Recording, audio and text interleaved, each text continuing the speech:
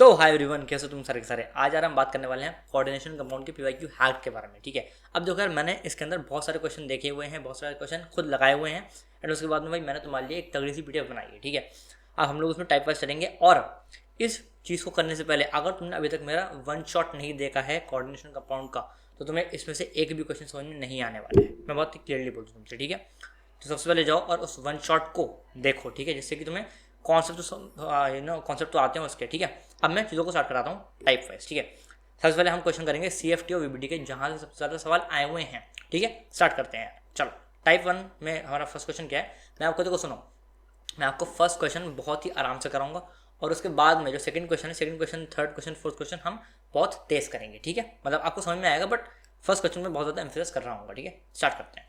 कह रहा था D electronic configuration of COCl4 के ऊपर 2- in tetrahedral crystal field is इतना। ठीक है, the sum of m and number of unpaired electron is. अब देखो यार, मैं आपको कुछ चीज़ें बारे बताना चाहता हूँ कि जब भी आपके पास कुछ इस टाइप का सवाल आता है ना, जहाँ पे आपको बोल रहे क्रिस्टल फील्ड आपको बताने, क्रिस्टल फील्ड एनर्जी वगैरह ये सब है ना, तो इसका बेसिकली एल्गोरिदम होता है, वो करना कैसे बताता हूँ। सबसे पहले जो ये चीज़ है ना, इसके अंदर जो सेंट्रल मेटल आइटम है, आप उसका ऑक्सीडेशन नंबर निकाल लो। ठीक है, अब आप कैसे निकालोगे, इसको x मान लो। ठीक है, और क्लोरीन के ऊपर भाई -1 होता है। भाई कितने क्लोरीन है, 4 क्लोरीन है। ठीक है, तो x -1 × 4 इज -4, राइट। ऊपर कितना लगा है, -2, तो भाई इक्वल टू -2 कर दोगे, x = 2 आ जाएगा।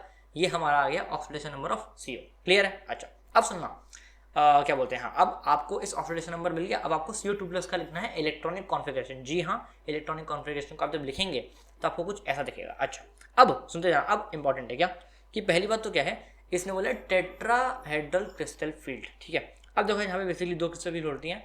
ये जो मैंने लिखा हुआ है, ये मेरे नोट्स के अंदर थी, मैंने आपको स्क्रीनशॉट उठाया है। ठीक है, तो जब आपने उसको पढ़ा होगा तब आपको ये बड़ी चीज़ समझ में आ रही होगी, है ना। अब देखो, अगर आप चेक करोगे ना, तो क्रिस्टल फील्ड के टेट्रा फील्ड के अंदर हमेशा T2G ऊपर आता है और EG नीचे आता है, राइट, है ना। सो हमारा ये टेट्राहेड्रल क्रिस्टल फील्ड ही बोल रहा है। सो हमारा T2G ऊपर आएगा और EG आएगा नीचे। अच्छा, अब हम क्या करते हैं, सुनते जाना। हम लोग बनाते हैं भाई D7 क्यों बनाते हैं, बिकॉज यहाँ पे 3D7 के अंदर घुसा है ना, इसलिए हम लोग बनाएंगे यहाँ पे D7। 5 उसके अंदर ऑर्बिटल हैं। अब मुझे 7 भरने हैं, कैसे भरूंगा बताता हूँ। मतलब वही single single single single single, है ना, फिर उल्टे उल्टे भर दो, है ना। अब तुम्हारे को 7 हो गए, बहुत बढ़िया। अब सुनना, मुझे यहाँ से इन दोनों के अंदर भरने होते हैं। ठीक है, तो स्टार्ट हमेशा हम लोग करेंगे नीचे वाले से, यानी कि नीचे हमारा इस वाले केस के अंदर EG है। क्यों है, बिकॉज टेट्राहेड्रल फील्ड की बात हो रही है। बहुत बढ़िया। अच्छा, अब मुझे भरना है, कैसे भरूंगा, सुनना। 1 2 3 4 5, ठीक है, और फिर 5 हो गए मेरे, और मेरे को 2 और भरने हैं, राइट, क्योंकि 7 - 5 = 2, तो 1 और 2 ऐसे करके भाई भर दूंगा। अब यहाँ पे एक छोटा सा कॉन्सेप्ट है, क्या, सुनते जाना, कि यहाँ पर जो सबसे लिगेंड लगा था ना, वो था Cl-, मतलब बेसिकली Cl था, है ना। तो भाई मैंने आपको ऑलरेडी बताया हुआ है, स्पेक्ट्रोकेमिकल सीरीज में पढ़ा रहा था तुम्हें, तब मैंने तुम्हें बताया था कि जो Cl होता है वो होता है वीक फील्ड लिगेंड, है ना। वीक फील्ड लिगेंड जब होता है तब हम उसकी पेयरिंग, मतलब जब हम आपके इलेक्ट्रॉन भरते हैं तब हम कभी भी मेरे भाई पेयरिंग नहीं कराते हैं, है ना। सिंस कि Cl जो है वीक फील्ड लिगेंड है, इसलिए हम लोगों ने पेयरिंग नहीं कराई। मैंने अभी ऐसा बोला कि स्ट्रॉन्ग फील्ड लिगेंड होता है तो क्या पेयरिंग कराते हैं क्या, मैंने ऐसा बोल दिया। वापस सुन लो, अगर Cl जो है, अगर ये स्ट्रॉन्ग फील्ड लिगेंड होता तो मैं यहाँ पे इसकी पेयरिंग कराता कुछ इस तरह से, ठीक है। बट अभी ये वीक फील्ड लिगेंड है, इसलिए मैंने इसकी यहाँ पे भाई पेयरिंग नहीं कराई। अब तुम बोलोगे भाई यहाँ पे तो पेयरिंग हुई हुई मुझे दिख रही है, तो तुम समझ नहीं रहे हो ना। 1 2 3 4 5 जिस ऑर्डर में मैं भर रहा हूँ उस ऑर्डर के हिसाब से भाई ऐसे ऐसे जब मैं करूँगा तब मेरे पास जाके 7 होंगे, मतलब मेरे को पेयरिंग तो उसकी करानी ही पड़ेगी। समझ में आ रही है बात, अभी तुम समझ में आएगा, टेंशन मत लो, आगे हम क्वेश्चन करेंगे ना और समझ में आएगा। ठीक है, अब सुनना, है ना। अब EG के अंदर भाई तुम्हारे 4 इलेक्ट्रॉन है, तो भाई मैंने यहाँ पे 4 लिख दिया। अच्छा, और T2G के अंदर मेरे हैं 3 इलेक्ट्रॉन, तो भाई मैंने 3 इलेक्ट्रॉन लिख दिया। बस मैं फिर से बोल दूँ उस बात को, अगर तुमने वन शॉट नहीं देखा तो तुम्हें कुछ भी समझ में नहीं आने वाला यार, ठीक है, बिकॉज मैंने पूरा का पूरा जो लेक्चर है मैंने इसके अंदर वन शॉट के स्क्रीनशॉट ही डाले हैं। ठीक है, अब सुनो, हाँ, अब वो बोल रहा है कि सम ऑफ m, है ना, यानी कि m क्या है, e की पावर जो है, यानी कि e की पावर हमारी क्या है 4, तो भाई मैंने यहाँ पे 4 लिख दिया, plus number of unpaired electron. मेरे भाई नंबर ऑफ अनपेड इलेक्ट्रॉन कितने हैं, हम हमेशा इसमें चेक करते हैं, इसमें चेक मत कर लेना मेरे भाई, है ना। नंबर ऑफ अनपेड इलेक्ट्रॉन कितने हैं, 3, तो भाई मैंने यहाँ पे 3 डाल दिया, 4 + 3 7, आंसर अपने यहाँ पे 7 हो गया। समझ गए इस बात को, ठीक है। बहुत आराम से मैंने तुम्हें एक मिनट से इस चीज़ को समझाया है। अब मैं सेकंड क्वेश्चन में चलता हूँ और हम टेस्ट करेंगे, सुनते जाना। देखो, कुछ नहीं है, आपको यहाँ पे कॉम्प्लेक्स दिया हुआ है और CFSE की वैल्यू पूछिए। ठीक है, मैंने आपको ऑलरेडी सिखाया हुआ है क्या कि CFSE की वैल्यू कैसे निकालते हैं। फिर से बता दूँ एक बार, जैसे मैंने वन शॉट में बताया तो वापस बताता हूँ। ठीक है, कुछ नहीं है, कैलकुलेशन ऑफ CFSE में हमारा क्या होता है, जो फॉर्मूला है वो हम यूज़ करते हैं x × -0.4 delta not plus y × 0.6 delta not. Delta not is basically octahedral के लिए होता है, ठीक है, अभी समझ में आएगा। Plus ZP। अच्छा यहाँ पे x और y क्या है, यहाँ पे x है हमारा number of electron in T2G यानी कि इसके अंदर कितने इलेक्ट्रॉन है, और y क्या है number of electron in EG यानी कि यहाँ पे कितने इलेक्ट्रॉन है। ठीक है, अभी तुम्हें दिख रहा है यहाँ पे 0 इलेक्ट्रॉन है, यहाँ पे तुम्हें दिख रहा है कि 1 इलेक्ट्रॉन है। ठीक है, अभी मैं समझाऊंगा, डरो मत। ZP क्या है, Z is basically pairs of electron. क्या इसके अंदर तुम्हें कोई भाई पेयर ऑफ इलेक्ट्रॉन दिख रहा है, नहीं दिख रहा है ना, तो यहाँ पे हमारा जो ZP हो जाएगा 1 हो जाएगा। जैसे ऐसी एग्जाम्पल के लिए बता रहा हूँ। ठीक है, अब एक बार ये सवाल देख लो जिससे कि तुम्हें थोड़ा सा समझ में आ जाए कि CFSE आप निकालते कैसे, जो बच्चे मुझे पहली बार देख रहे हैं थोड़ा समझना। तुमसे पूछा है इसमें, है ना, तो मैं आपको बस केवल इसका निकाल के दिखा रहा हूँ कि इसके लिए आप CFSE कैसे निकालोगे। बहुत सिंपल है, TI का ऑक्सीडेशन नंबर निकालो। ठीक है, मतलब ऑक्सीडेशन नंबर निकालने के बाद में आपका TI3+ आ जाएगा, राइट। अब आप जब इसका लिखोगे इलेक्ट्रॉनिक कॉन्फ़िगरेशन, तो आपको ये सब आप लिखोगे, ये जो येलो से लिखा हुआ है मैंने, है ना, और फिर लास्ट में आपका जो इलेक्ट्रॉन है वो घुस जाएगा 3D1 के अंदर। ठीक है, 3D1 के अंदर घुसेगा मतलब क्या कि D1 टाइप का मेरे को यहाँ पे ऑर्बिटल बनाना पड़ेगा। ठीक है, D1 टाइप का जब मैं बनाऊंगा, है ना, सो मैंने D बनाया, भाई इसके अंदर एक ही इलेक्ट्रॉन मैंने भरना है। मैंने कहा ठीक है यार, अब सिंस मैंने यहाँ पे 1 भरा तो मेरे को इसमें और इसमें भी कुछ ना कुछ घुसाना ही पड़ता है ना, तो डेफिनेटली यहाँ पे जो अगर बनाया है मैं स्टार्टिंग करूँगा नीचे से और एक भरना चालू करूँगा। मैंने एक भरा, हाँ मेरे भाई एक ही तो था, इसलिए मैंने एक भरा और कहानी खत्म हो गई। अच्छा, अब सुनते जाना, CFSE का फॉर्मूला मैं आपको लगाना सिखा रहा हूँ कैसे लगाना। देखो, x क्या होता है number of electron in T2G यानी कि इसके अंदर कितने नंबर ऑफ इलेक्ट्रॉन है, 1 है, बहुत बढ़िया, इनटू दिस, तो इनटू दिस आ गया। अच्छा, प्लस y, भाई y क्या है number of electron in EG, इसमें कितने इलेक्ट्रॉन है, 0 है, राइट, तो मैंने 0 मार दिया। अच्छा, यहाँ पे ZP क्या है, पेयर ऑफ इलेक्ट्रॉन, भाई क्या तुम्हें इसके अंदर कहीं पेयर ऑफ इलेक्ट्रॉन दिख रहे हैं, नहीं दिख रहे, यानी कि वापस से 0 आ गया। ये आ गया हमारा -0.4 डेल्टा नॉट, समझ गए। अब मैं तुम्हें करा रहा हूँ बहुत तेज। अब सुनना, देखो जैसे मैंने तुम्हें ये चीज़ बताई, क्या तुम सबके लिए मेरे बच्चे क्या बोलते हैं CFSE की वैल्यू निकाल सकते हो कि नहीं निकाल सकते, हाँ ना बोलो, है ना। और जब तुम डायरेक्टली निकालोगे तो तुम्हारा आंसर इनमें से कोई ना कोई आ रहा होगा। ठीक है, अब रुको, जो मैं तुम्हें दिखा रहा हूँ, डरो मत, रुको। तुम्हारे लिए भाई मैंने यहाँ पे सोल्यूशन लिखे हुए हैं ऑलरेडी। ठीक है, यहाँ से तुम एक बार रीड कर लेना, तुम्हें मजा आने वाला है। ठीक है, थोड़ा सा तुम्हें रेफरेंस के लिए बता दूं कि जब तुम इसको निकालोगे, है ना, तो तुम्हारा T2G के अंदर 6 इलेक्ट्रॉन हो जाएंगे और EG के अंदर हो जाएंगे तुम्हारे 3 इलेक्ट्रॉन। मैं फिर से बोल रहा हूँ, अगर 1 शॉट नहीं देखा तो नहीं हो पाएगा। ठीक है, चलो ऐसे सबके लिए आपको करना है, सबके लिए आप CFSE की वैल्यू निकाल सकते हो, मैंने आपको यहाँ पे सोल्यूशन दिया हुआ है। ठीक है, सो आप जब ये करोगे तो आपका सही आंसर हो जाएगा B, सिंपल। ठीक है, समझ गए इस बात को, आगे चलते हैं क्योंकि मेरे भाई टाइप्स बहुत सारे हैं, मुझे टेस्ट से स्कोर करने पड़ेंगे। ठीक है, चलो आ जाओ। कह रहे the oxidation state of iron atoms in compound A, B and C respectively are X, Y and Z। Okay, the sum of X, Y and Z, कुछ नहीं बोल रहा है, कह रहा है भाई इसके अंदर एक मिनट, इसके अंदर और इसके अंदर और इसके अंदर, तीनों के अंदर भाई ऑक्सीडेशन स्टेट निकालो यार। किसकी, आयरन की। तो भाई मैंने आपको ऑलरेडी सिखाया हुआ है क्या कि ऑक्सीडेशन स्टेट आप कैसे निकालते हो, कुछ इस तरह से, है ना। और ये तो मैंने आपको ऑब्वियसली 1 शॉट के अंदर सिखाया ये, है ना। तो जब मेरे भाई आप ऑक्सीडेशन नंबर निकालोगे यहाँ से, है ना, अब आप मतलब जितनी भी आएगी ऑक्सीडेशन नंबर तीनों में, है ना, उसके अंदर जितने भी Fe का जो होगा oxidation of iron compound ABC, हाँ मतलब बेसिकली ऑक्सीडेशन स्टेट जो है उनको आप ऐड करोगे X + Y + Z और अपना आंसर यहाँ पे लिख दोगे, बात खत्म। समझ में आ रही है। जैसे कि एग्जांपल के लिए क्या बोलते हैं, आप ऐसे Fe की इसके अंदर निकालोगे तो यहाँ पे 2 आ जाएगा, यहाँ पे 4 आ जाएगा और यहाँ पे आपका आ जाएगा ओके हाँ, तो बेसिकली 2 और 4 हमारा 6 हो जाएगा। ठीक है, और इसके अंदर 0 आएगा बेसिकली। ठीक है, तो 2, 4 और 0 = 6 हो जाएगा, सिंपल। समझ गए बात को, चलो आगे चलते हैं। आई नो कि थोड़ा सा तेज हो जाएगा, बट मैं वही बोल रहा हूँ कि तुम्हें अगर टाइम से चीज़ें निपटानी है तो भाई ऐसे ही करना पड़ेगा। ठीक है, चलो अब सुनो और सवाल देखो, है ना, सारे टाइप लेके आया हूँ मैं, है ना। और देखो CFT और VBT से मैक्सिमम सवाल आए, मैक्सिमम सवाल, मतलब आप ऐसा समझ लो कि अगर लगभग मैंने अगर 100 क्वेश्चन लगाए हैं भाई कोऑर्डिनेशन कंपाउंड के, तो भाई उसमें से विश्वास मानना मेरे भाई 80 क्वेश्चन तो CFT और VBT के ही थे। और 80 तो मैं कम बोल रहा हूँ,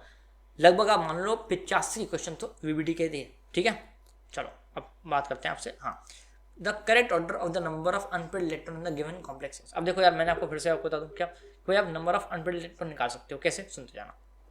सबके लिए मतलब Fe, CO, Cr, Ni, है ना, सबके लिए आप पहले निकालो ऑक्सीडेशन नंबर, है ना। यही ट्रेंड चल रहा है यार, है ना भाई। CFT के अंदर भाई तुमसे ऐसा ही सवाल पूछ रहा है, मैं क्या करूँ भाई, यही सवाल पूछ रहा है डायरेक्ट। ठीक है, इसके अंदर ऑक्सीडेशन नंबर निकालो, मैंने कहा ठीक है। अब उसका इलेक्ट्रॉनिक कॉन्फ़िगरेशन लिख दो। अरे तुम्हें स्टेप तो याद है ना मेरे भाई, कैसे करते थे, ऑक्सीडेशन नंबर निकाला, इलेक्ट्रॉनिक कॉन्फ़िगरेशन लिखा और फिर उसके बाद में इसके अंदर भर दिया, है ना।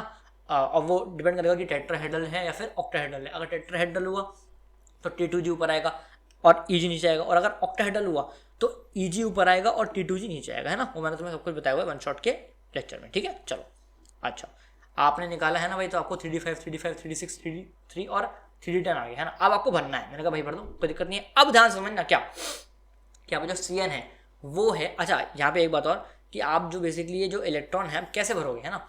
सो यहाँ पे सिंस ये एक कॉम्प्लेक्स कंपाउंड है तो आपको ध्यान रखना पड़ेगा कि मेरे भाई इलेक्ट्रॉन्स के अंदर भाई कब पेयरिंग होगी और कब पेयरिंग नहीं होगी, राइट। अब ये चीज़ आपको खास पता लगती है कि कब पेयरिंग होगी और कब पेयरिंग नहीं होगी यार। देखो जब भी तुम्हारे कॉम्प्लेक्स के अंदर मेरे भाई ये जो लिगेंड लगा हुआ है ना, ये अगर ये लिगेंड स्ट्रॉन्ग फील्ड लिगेंड है, ध्यान समझ ला, अगर ये लिगेंड स्ट्रॉन्ग फील्ड लिगेंड है तो भाई pairing will occur, yes pairing होगी। बट अगर वीक फील्ड लिगेंड है तो भाई पेयरिंग नहीं होगी। अब मैं तुम्हें बताता हूँ कि स्ट्रॉन्ग फील्ड और वीक फील्ड कैसे समझते हैं।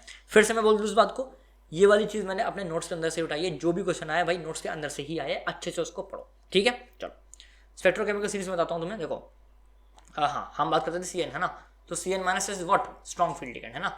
आप ऐसे ऐसे जाओगे, स्ट्रॉन्ग फील्ड लिगेंड की जो स्ट्रेंथ है वो बढ़ती जाती है, राइट। अच्छा सब सी एन हमारा क्या हो गया, स्ट्रॉन्ग फील्ड लिगेंड। अब जरा समझना, अगर स्ट्रॉन्ग फील्ड लिगेंड है सो भाई यहाँ पर क्या होगा, 5 इलेक्ट्रॉन है भाई, मैं कैसे भरूंगा, 1 2 3 4 और 5। क्यों, तो स्ट्रॉन्ग फील्ड लिगेंड क्या कराता है मेरे भाई, पेयरिंग कराता है। समझ पा रहे हो बात को, आसान है, टफ तो नहीं है, कर लोगे, बहुत सुंदर। अच्छा एफ क्या है भाई, फिर से चेक कर लो भाई, एफ है मेरा यहाँ पे वीक फील्डिंग, चेक कर लो, एफ मेरा यहाँ पे वीक फील्डिंग, ठीक है। तो भाई यहाँ पे कोई भी पेयरिंग नहीं होगी, डायरेक्टली मेरे भाई मैं 5 ऐसे मार दूंगा, ऐसे ही एफ भी यहाँ पे वही है वीक फील्डिंग, तो यहाँ पे 6 है ना। एक सेकेंड हाँ ठीक है। सो 6 हैं तो भाई यहाँ पे ऐसा मेरे को डालना पड़ेगा और यहाँ पे कोई भी पेयरिंग नहीं होगी, राइट, क्लियर है, बहुत बढ़िया। ऑक्सीडेट भाई, ऑक्सीडेट चेक करते हैं, चेक करते हैं ऑक्सीडेट कहाँ गया, हाँ OX2 माइनस क्या है, वीक फील्ड लिगेंड है ना। तो भाई यहाँ पे भी मेरे भाई कोई पेयरिंग नहीं होगी, डायरेक्टली तुम्हें बनना है। और CO भाई, CO जरा चेक करते हैं, CO मेरे भाई क्या है, स्ट्रॉन्ग फील्ड लिगेंड, यस। सो अब आप ये जो 10 इलेक्ट्रॉन भरोगे कैसे भरोगे, क्या आप ऐसे ऐसे करके भरोगे, ऐसे बिल्कुल भी नहीं भाई, आप भरोगे ऐसे, ये देखो 10 इलेक्ट्रॉन हो गए, 10 अपने को बनने थे। बातें क्लियर हो रही हैं, हाँ ना बोल दो फटाफट से मेरे भाई, क्लियर है। चलो आगे चलते हैं, रुक जाओ। और अब आप जब इसमें नंबर ऑफ अनपेड इलेक्ट्रॉन्स को काउंट करोगे, अरे भाई काउंट तो कर सकते हो ना, कितने हैं, 1 है, 5 है, 4 है, 3 है, 0 है ना।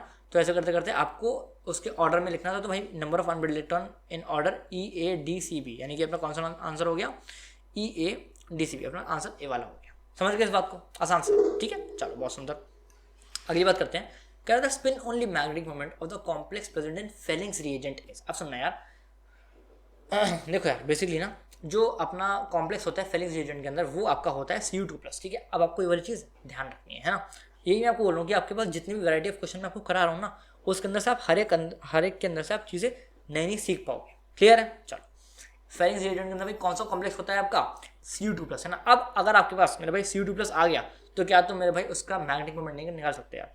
क्या मैंने आपको नहीं सिखाया कि मैग्नेटिक मोमेंट का फॉर्मूला क्या होता है, कब सिखाया भैया आपने, भाई मैंने तुम्हें कितनी बार सिखाया है ना, सही है ना, अरे हाँ ना बोलो भाई। अच्छा नहीं सिखाया, सुनो, मैग्नेटिक मोमेंट का फॉर्मूला होता है n × n+2 रूट के अंदर, और यहाँ पे n क्या है, number of unpaired electron, number of unpaired electrons, ठीक है। अच्छा आप सुनते जाना आराम से, डरना नहीं है। सुनो Cu2+ है, मैंने कहा हाँ जी है ना। Cu2+ का आप लिखोगे इलेक्ट्रॉनिक कॉन्फ़िगरेशन, हाँ जी लिख सकते हैं, अरे लिख सकते हो कि लिख सकते हो, बताओ यार, है ना। क्या बोलते हैं, D9 हमारा हो जाएगा, है ना। अब आप यहाँ से नंबर ऑफ अनपेड इलेक्ट्रॉन निकाल सकते हो, कैसे निकालोगे, चेक कर लो मेरे प्यारे दोस्त, जैसे हमने यहाँ पे निकाला था उसी तरह से आप नंबर ऑफ अनपेड इलेक्ट्रॉन निकाल सकते हो यार, है ना। इतना मैं तुम पर विश्वास करता हूँ कि हाँ भाई तुम निकाल सकते हो, राइट। अच्छा और देखो मैं तुम्हें फिर से बोल दूँ कि ये कोई ऐसा सेशन नहीं है कि तुम्हें कुछ नहीं आता कोऑर्डिनेशन कंपाउंड में और तुमने सेशन को देख के तुम्हारा काम हो जाएगा, बिल्कुल भी नहीं भाई। अच्छे से 1 शॉट मेरा देख के आना, उसके बाद ही इसके अंदर घुसना यार। अगर अभी तक तुम यहाँ पे टिके हुए उसका मतलब यही है कि या तो तुमने कोऑर्डिनेशन कंपाउंड कहीं से पढ़ा हुआ है या फिर मेरे से ही पढ़ा हुआ है, राइट। चलो अब सुनना, नंबर ऑफ अनपेड इलेक्ट्रॉन आप निकालोगे तो भाई 1 आ जाएगा, है ना। अब 1 को उठा के इसमें उसमें रखोगे तो भाई 1 × 1+2 कितना हो जाएगा, √3। √3 का मतलब क्या होता है भाई, 1.73 बोहर मैग्नेटॉन, अपना आंसर आएगा 1.73। बात खत्म, समझ पाए बात को, क्लियर है। आगे चलते हैं यार, ठीक है। अब सुनो, कह विच of the following can not be explain by crystal field theory. अब देखो यार CFT का सवाल है, सुनते जाना, बड़ा आसान है। देखो यार मैं आपको हमेशा बताया हुआ है क्या कि आप जब मैंने आपको 1 शॉट कराया था ना, मैंने इसका अंदर आपको करके दिखाया था कि आपको चीज़ों को कैसे कैसे कर सकते हो। चलो समझते हैं CFT से, है ना। CFT से देखो समझो, हम लोगों ने जो चीज़ें करी हैं हमने कैसे करी हैं, CFT से तो करी है ना। अब सुनते जाना, आपको पता है कि CFT से हम लोग नंबर ऑफ अनपेड इलेक्ट्रॉन निकाल सकते हैं कि नहीं निकाल सकते, हाँ ना बोलो। देखो अगर आपके नंबर ऑफ अनपेड इलेक्ट्रॉन आप निकाल सकते हो तो क्या यहाँ से आप ये बता सकते हो कि ये जो चीज़ है पैरा है या फिर ये डाया है, हाँ ना बोलो यार। अरे मेरे प्यारे दोस्त हाँ ना बोलो, राइट, है ना। देखो यार अगर नंबर ऑफ अनबेल्ड इलेक्ट्रॉन 0 है तो भाई डाया होता है, और अगर पैरा करना है आपको तो भाई number of unpaired electron is not equal to 0 होगा। ठीक है, बात सिंपल सी है, राइट, आना बोल दो फटाफट से। तो भाई आप बेसिकली CFT से magnetic property of transition metal complex और डेफिनेटली निकाल सकते हो, बिल्कुल सही बात है ना। तो भाई ये तो अपना आंसर नहीं होगा, बिकॉज वो कह रहा है कैन नॉट एक्सप्लेन। अच्छा, और क्या आप कलर ऑफ मेटल कॉम्प्लेक्स बता सकते हो? बिल्कुल बता सकते हो। कैसे भाई? अरे यार, अगर मैंने आपको सारे के सारे कॉन्सेप्ट बताए हुए हैं मेरे दोस्त, आप वन शॉट देखो तो मेरा, अगर आपके नंबर ऑफ अनबेल्ड इलेक्ट्रॉन जो है क्या बोलते हैं वो 0 आ गया है ना, तो भाई वो, अच्छा सॉरी एक मिनट, हाँ, अगर आपके number of unpaired electron is not equal to 0 आया, ठीक है, अगर 0 नहीं है कुछ है तो भाई कलर्ड होगा, राइट, कलर्ड होगा। और अगर नंबर ऑफ अनबेल्ड इलेक्ट्रॉन 0 हो गया तो भाई कलरलेस होगा, बात खत्म, कलरलेस। क्लियर है? सारी चीज़ें मैंने आपको बताई हुई हैं यार, सिंपल सा कॉन्सेप्ट है। ठीक है, अब तो भाई आप ये बता सकते हो, राइट। अच्छा, अभी क्या stability of metal complex definitely बता सकते हो भाई। मैंने आपको फिर से बोल रहा हूँ, मैं आपको मैंने चीज़ बताई हुई है कि आप स्टेबिलिटी कैसे एक्चुअली बता सकते हो यार, कि मतलब CFT आप किस चीज़ का निकालोगे, आप बोल सकते हो कि हाँ भाई यार ये ज़्यादा स्टेबल है और ये चीज़ कम स्टेबल है, राइट। सो बेसिकली जो स्पेक्ट्रोकेमिकल सीरीज है आप इसको बस नहीं बता सकते यार, क्यों? बिकॉज मैंने, अगर सुनो ना, अगर स्पेक्ट्रोकेमिकल सीरीज का ऑर्डर आप बता सकते CFT से तो मैं तुम्हें बोलता ही क्योंकि तुम इसे याद करो, है ना। तो स्पेक्ट्रोकेमिकल सीरीज एक एक्सपेरिमेंटल सीरीज है, आप इसको नहीं बता सकते। अपना सही आंसर कौन सा हो गया? ये वाला हो गया। समझ गया बात को? सिंपल है, ठीक है। चलो ये आप थोड़ा सा पढ़ सकते हो, तुम्हारी मर्जी है, ठीक है। आप सुनना, 7th क्या कह रहा है? टेस्ट नहीं हो रहा, आसान है, ठीक है। Consider that D6 metal ion M2 forms a complex with aqua ligands, ठीक है जी, and the spin only magnetic moment of the complex is 4.90 Bohr meter, ठीक है, magnetron, the geometry and the crystal field stabilizing energy of the complex is। बड़ा आसान है, एक एक करके समझते हैं। देखो यार, पहली बात क्या, ये बोल रहा है एक्वा लिगेंड, ठीक है, चला रहा हूँ, सुनते जाना। एक्वा लिगेंड, ठीक है, एक्वा लिगेंड का मतलब क्या होता है? H2O, है ना भाई। H2O क्या होता है मेरे भाई? Week field ligand. कहाँ पढ़ा है भैया आपने ऐसा? अरे मेरे प्यारे भाई, स्पेक्ट्रोकेमिकल सीरीज में घुसो, H2O क्या है? वीक फील्ड लिगेंड है। क्लियर है? बहुत बढ़िया, ये हो गया। अच्छा, अब कह रहा है D6 है भाई। देखो, जब D6 टाइप का आपका कंपाउंड होता है ना, हम लोग कैसे करते हैं, सुनते जाना। देखो यार, ये मेरा D6 है, मैंने कहा हाँ जी है। आपने ये D ऑर्बिटल बनाया, 6 इलेक्ट्रॉन बनने हैं, मैंने कहा भाई भर दो यार। अरे भर सकते हो ना, 1 2 3 4 5 और 1 6, क्लियर है ना। अच्छा, अब सुनते जाना, आपने यहाँ पे लिखा T2G और आपने यहाँ पे लिखा EG। अच्छा, एक बंदा बोल सकता है कि भैया आपने यहाँ पे EG ऊपर क्यों लिखा और आपने यहाँ पे T2G ऊपर क्यों नहीं लिखा? मतलब समझ रहे हो ना, आपने ऐसा इसको प्री अज्यूम कर लिया कि जो चीज़ है ये डेल्टा O0 वाली है, डेल्टा नॉट वाली है, ये डेल्टा T वाला आपने क्यों अज्यूम नहीं कराया, है ना। तो देखो, मैं आपको एक बात समझाना चाहता हूँ कि फ़र्क नहीं पड़ता यार, हम लोग के पास जो ऑप्शन है ना उसमें क्लियरली दिया हुआ है कि delta not, delta T, delta not, delta T, है ना। तो मैं दोनों से निकाल के देख लूँगा, कोई दिक्कत नहीं है ना। सो भाई पहला मैं केस क्या ले रहा हूँ कि ऐसा है भाई, है ना, क्या है कि एज इफ ये हमारा जो केस चल रहा है वो चल रहा है डेल्टा नॉट वाला, राइट। अच्छा, अब सुनते जाना आराम से।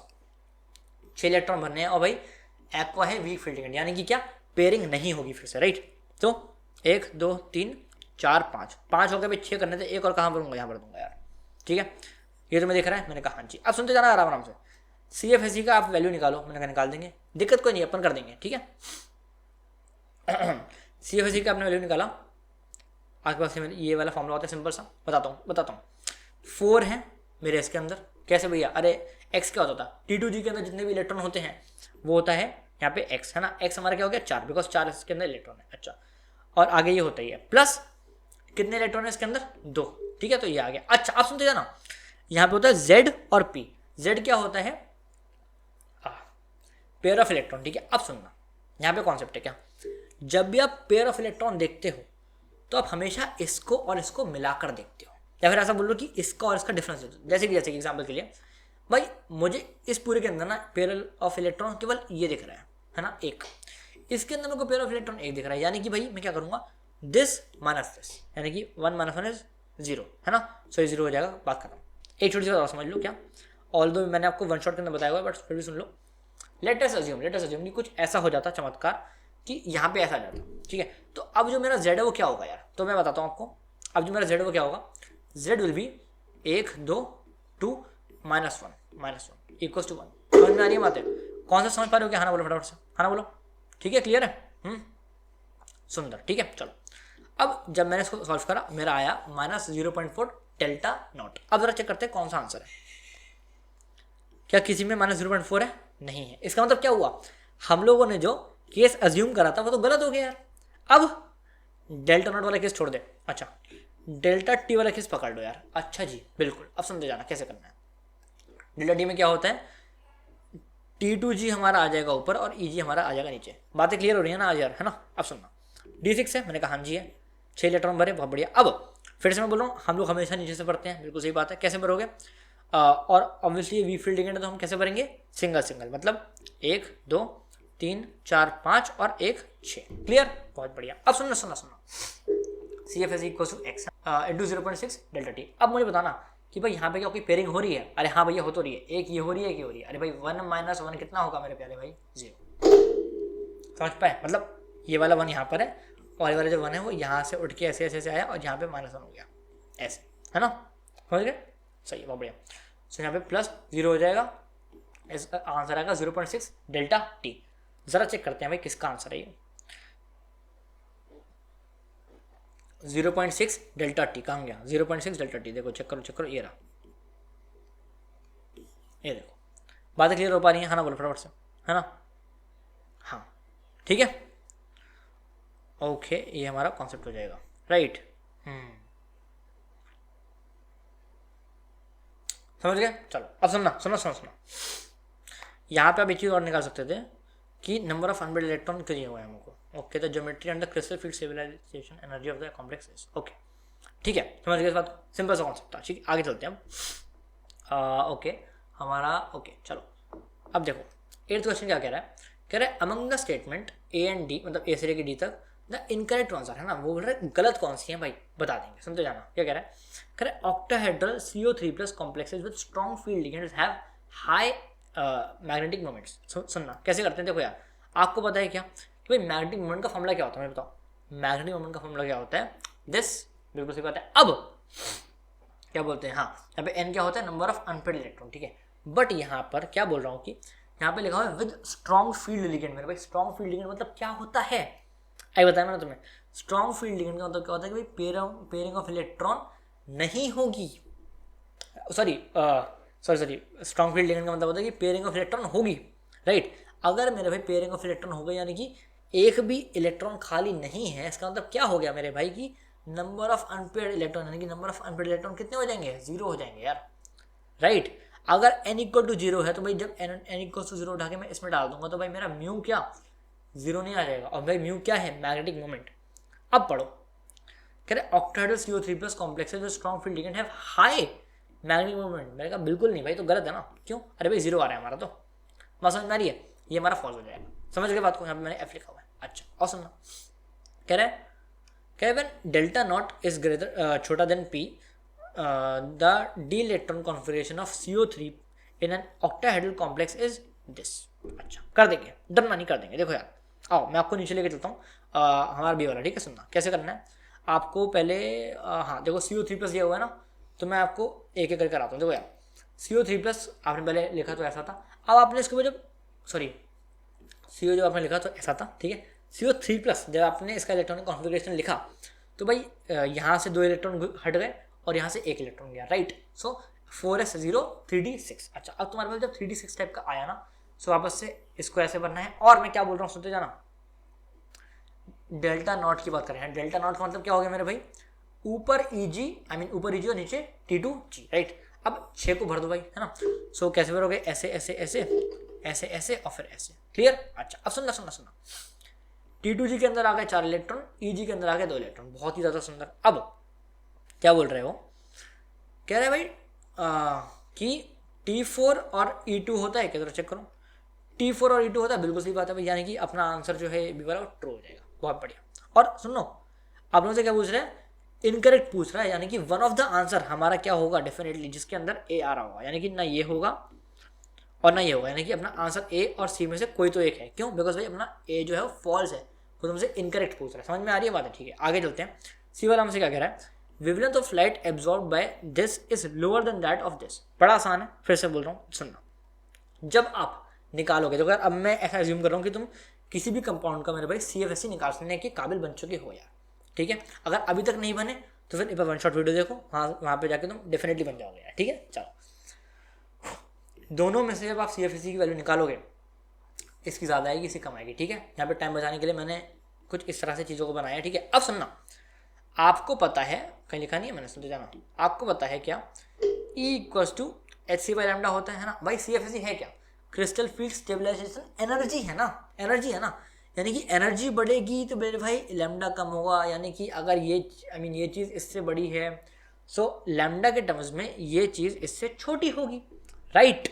बातें क्लियर हो रही हैं तो हाँ ना बोल दो मेरे प्यारे भाई, है ना।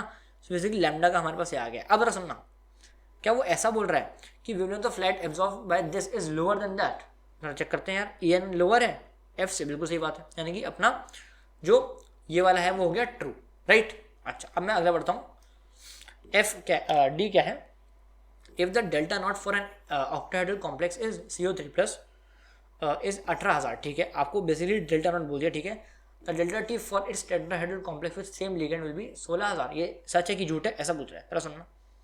मैंने फिर से आपको बताया हुआ है क्या, ये मेरे नोट्स के अंदर मैंने आपको बताया हुआ है क्या, delta D = 4/9 delta not, right. Delta D तुम्हें निकालना है, 4/9 लिखो, 18,000 तुम्हें दिया हुआ डेल्टा नॉट की वैल्यू, जब निकालोगे 8,000 आएगा। भाई ये बोल रहा है कि 16,000 आएगा, नहीं मेरे भाई 16,000 नहीं 8,000 आएगा, यानी कि D वाला भी भाई फॉल्स हो गया। और तुम्हें कौन से बताने थे कि कौन से फॉल्स है, तो 8,000 चेक करते हैं। एक तो D फॉल्स है और एक F फॉल्स है, यानी कि अपना आंसर A है, A and D only. Clear है, समझ गए बात को, आसान सा था, ठीक है। चलो आगे चलते हैं।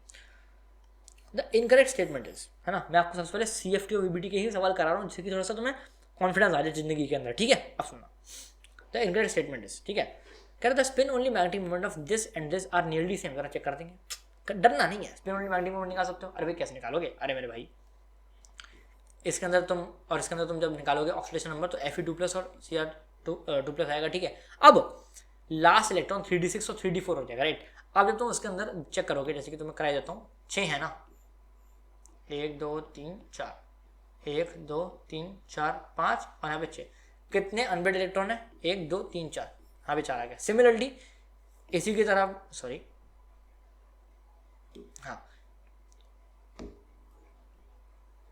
हाँ इसी की तरह तुम जब इसको चेक करोगे भाई, यहाँ पे भी 4 अनपेड इलेक्ट्रॉन आ जाएंगे, ठीक है, और तुम्हारा काम बन जाएगा, ठीक है। यहाँ पे 4 अनपेड इलेक्ट्रॉन, यानी कि नियरली सेम है, बिल्कुल सही बात है, यानी कि अपना A तो है सही है, तो ट्रू है। अपने को पूछा है इनकरेक्ट, तो अपना आंसर ये तो नहीं है, okay okay okay okay okay, हाँ जी।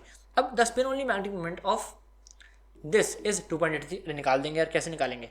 इसके लिए तुम नंबर ऑफ अनपेड इलेक्ट्रॉन निकाल सकते हो, जैसे हमने यहाँ पे निकाले थे, सिंपल कॉन्सेप्ट है। और जब आप तुम डालोगे n/n+2 के अंदर, है ना, सो आप जब इसमें डालोगे तो आपका आंसर आ जाएगा 2.83, यानी कि अपना ये वाला भी सही है। अपने को बताना गलत वाला। और देखते हैं, the gemstone Ruby has Cr3+ ions occupying the octahedral sides of beryl.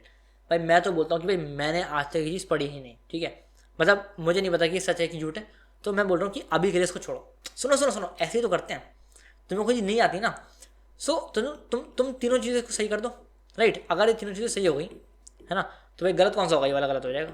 समझ में आ रही बात? अब सुनना, जरा चेक करते हैं। The colour of this is violet and it is absorb by the yellow light. अब देखो यार कितना आसान है, मैंने आपको वाली चीज़ नहीं पढ़ाई थी, बट मैंने आपको पहले वाले चैप्टर में पढ़ाई है, शायद आई थिंक मैंने पढ़ाई थी तुम्हें, किसने पढ़ाई थी, शायद DNF ब्लॉक में, पता नहीं है, याद नहीं मेरे को, बट सुनो DNF ब्लॉक के अंदर शायद मैंने पढ़ाया आपको क्या, कि आप जैसे कि कभी भी ऐसा ना, एटॉमिक स्ट्रक्चर था वो, सुनो अब सुनो, यहाँ से वॉयलेट लाइट आएगी, जैसे कि बेसिकली अगर कोई भी चीज़ है, अगर उसने भाई वॉयलेट लाइट को एब्जॉर्ब करा तो वो एमिट कौन सी करेगी? येलो करेगी। ऐसे ही ब्लू को एब्जॉर्ब करा तो एमिट कौन सी करेगी? ऑरेंज करेगी, राइट, ऐसे करके। अगर ग्रीन को करा सो एमिट कौन सी करेगी? आर करेगी। समझ में आ रहा है? आपको एक चक्र बनाओ इसको, है ना, और आमने सामने वालों का मिलन करा लो। जैसे कि वॉयलेट है तो भाई क्या येलो निकालेगा? चेक करते हैं, वॉयलेट आया तो भाई देखो येलो निकलेगा, बिल्कुल सही बात है, यानी कि डी वाला भी करेक्ट है। इस चीज़ को याद रखना बहुत काम की चीज़ है। अच्छा, डी वाला क्या है? करेक्ट, है ना। सो भाई अगर ये तीनों करेक्ट है तो भाई गलत कौन सा है? ये वाला गलत है, अपना आंसर सी वाला सही है। समझ गए बात को? आसान सा था, ठीक है, आगे चलते हैं। अब सुनना, कह रहा था homoleptic and octahedral complex of CO2+ and H2O has dash unpaired electrons in the T2g set of orbital. बड़ा आसान है, सारा समझ। पहली बात तो होमोलेप्टिक का मतलब क्या होता है कि मतलब मैंने कभी बताया था कि जैसे कि भाई FeCN6 होता है ना, तो ये है होमोलेप्टिक, बिकॉज इस मेटल के साथ में सेम टाइप का लिगेंड ही लगा हुआ है ना, ऐसा करके। समझ रहे हो ना? बढ़िया। अब सुनो, Cu2+ का मैं निकालता हूँ पहले। भाई Cu2+ में हमारा जो लास्ट इलेक्ट्रॉन होता है वो घुसता है 3d7 के अंदर, राइट। हाँ जी। अब और तुम्हें बताया कि H2O जो है हमारा लिगेंड है, राइट। ऑक्टेहेड्रल ऑफ Cu2+, हाँ देखो बेसिकली H2O हमेशा लिगेंड ही होगा, है ना। ऐसा तो कभी नहीं होगा कि H2O ही हमारा मेटल बन गया। भाई H2O को तो मेटल बना दोगे, क्या बात कर रहे हो यार, है। H2O हमारा लिगेंड है, और कैसा लिगेंड है, वीक फील्ड लिगेंड। कहाँ बताया मैंने तुम्हें ऐसा, स्पेक्ट्रोकेमिकल सीरीज के अंदर बताया हुआ है, ठीक है।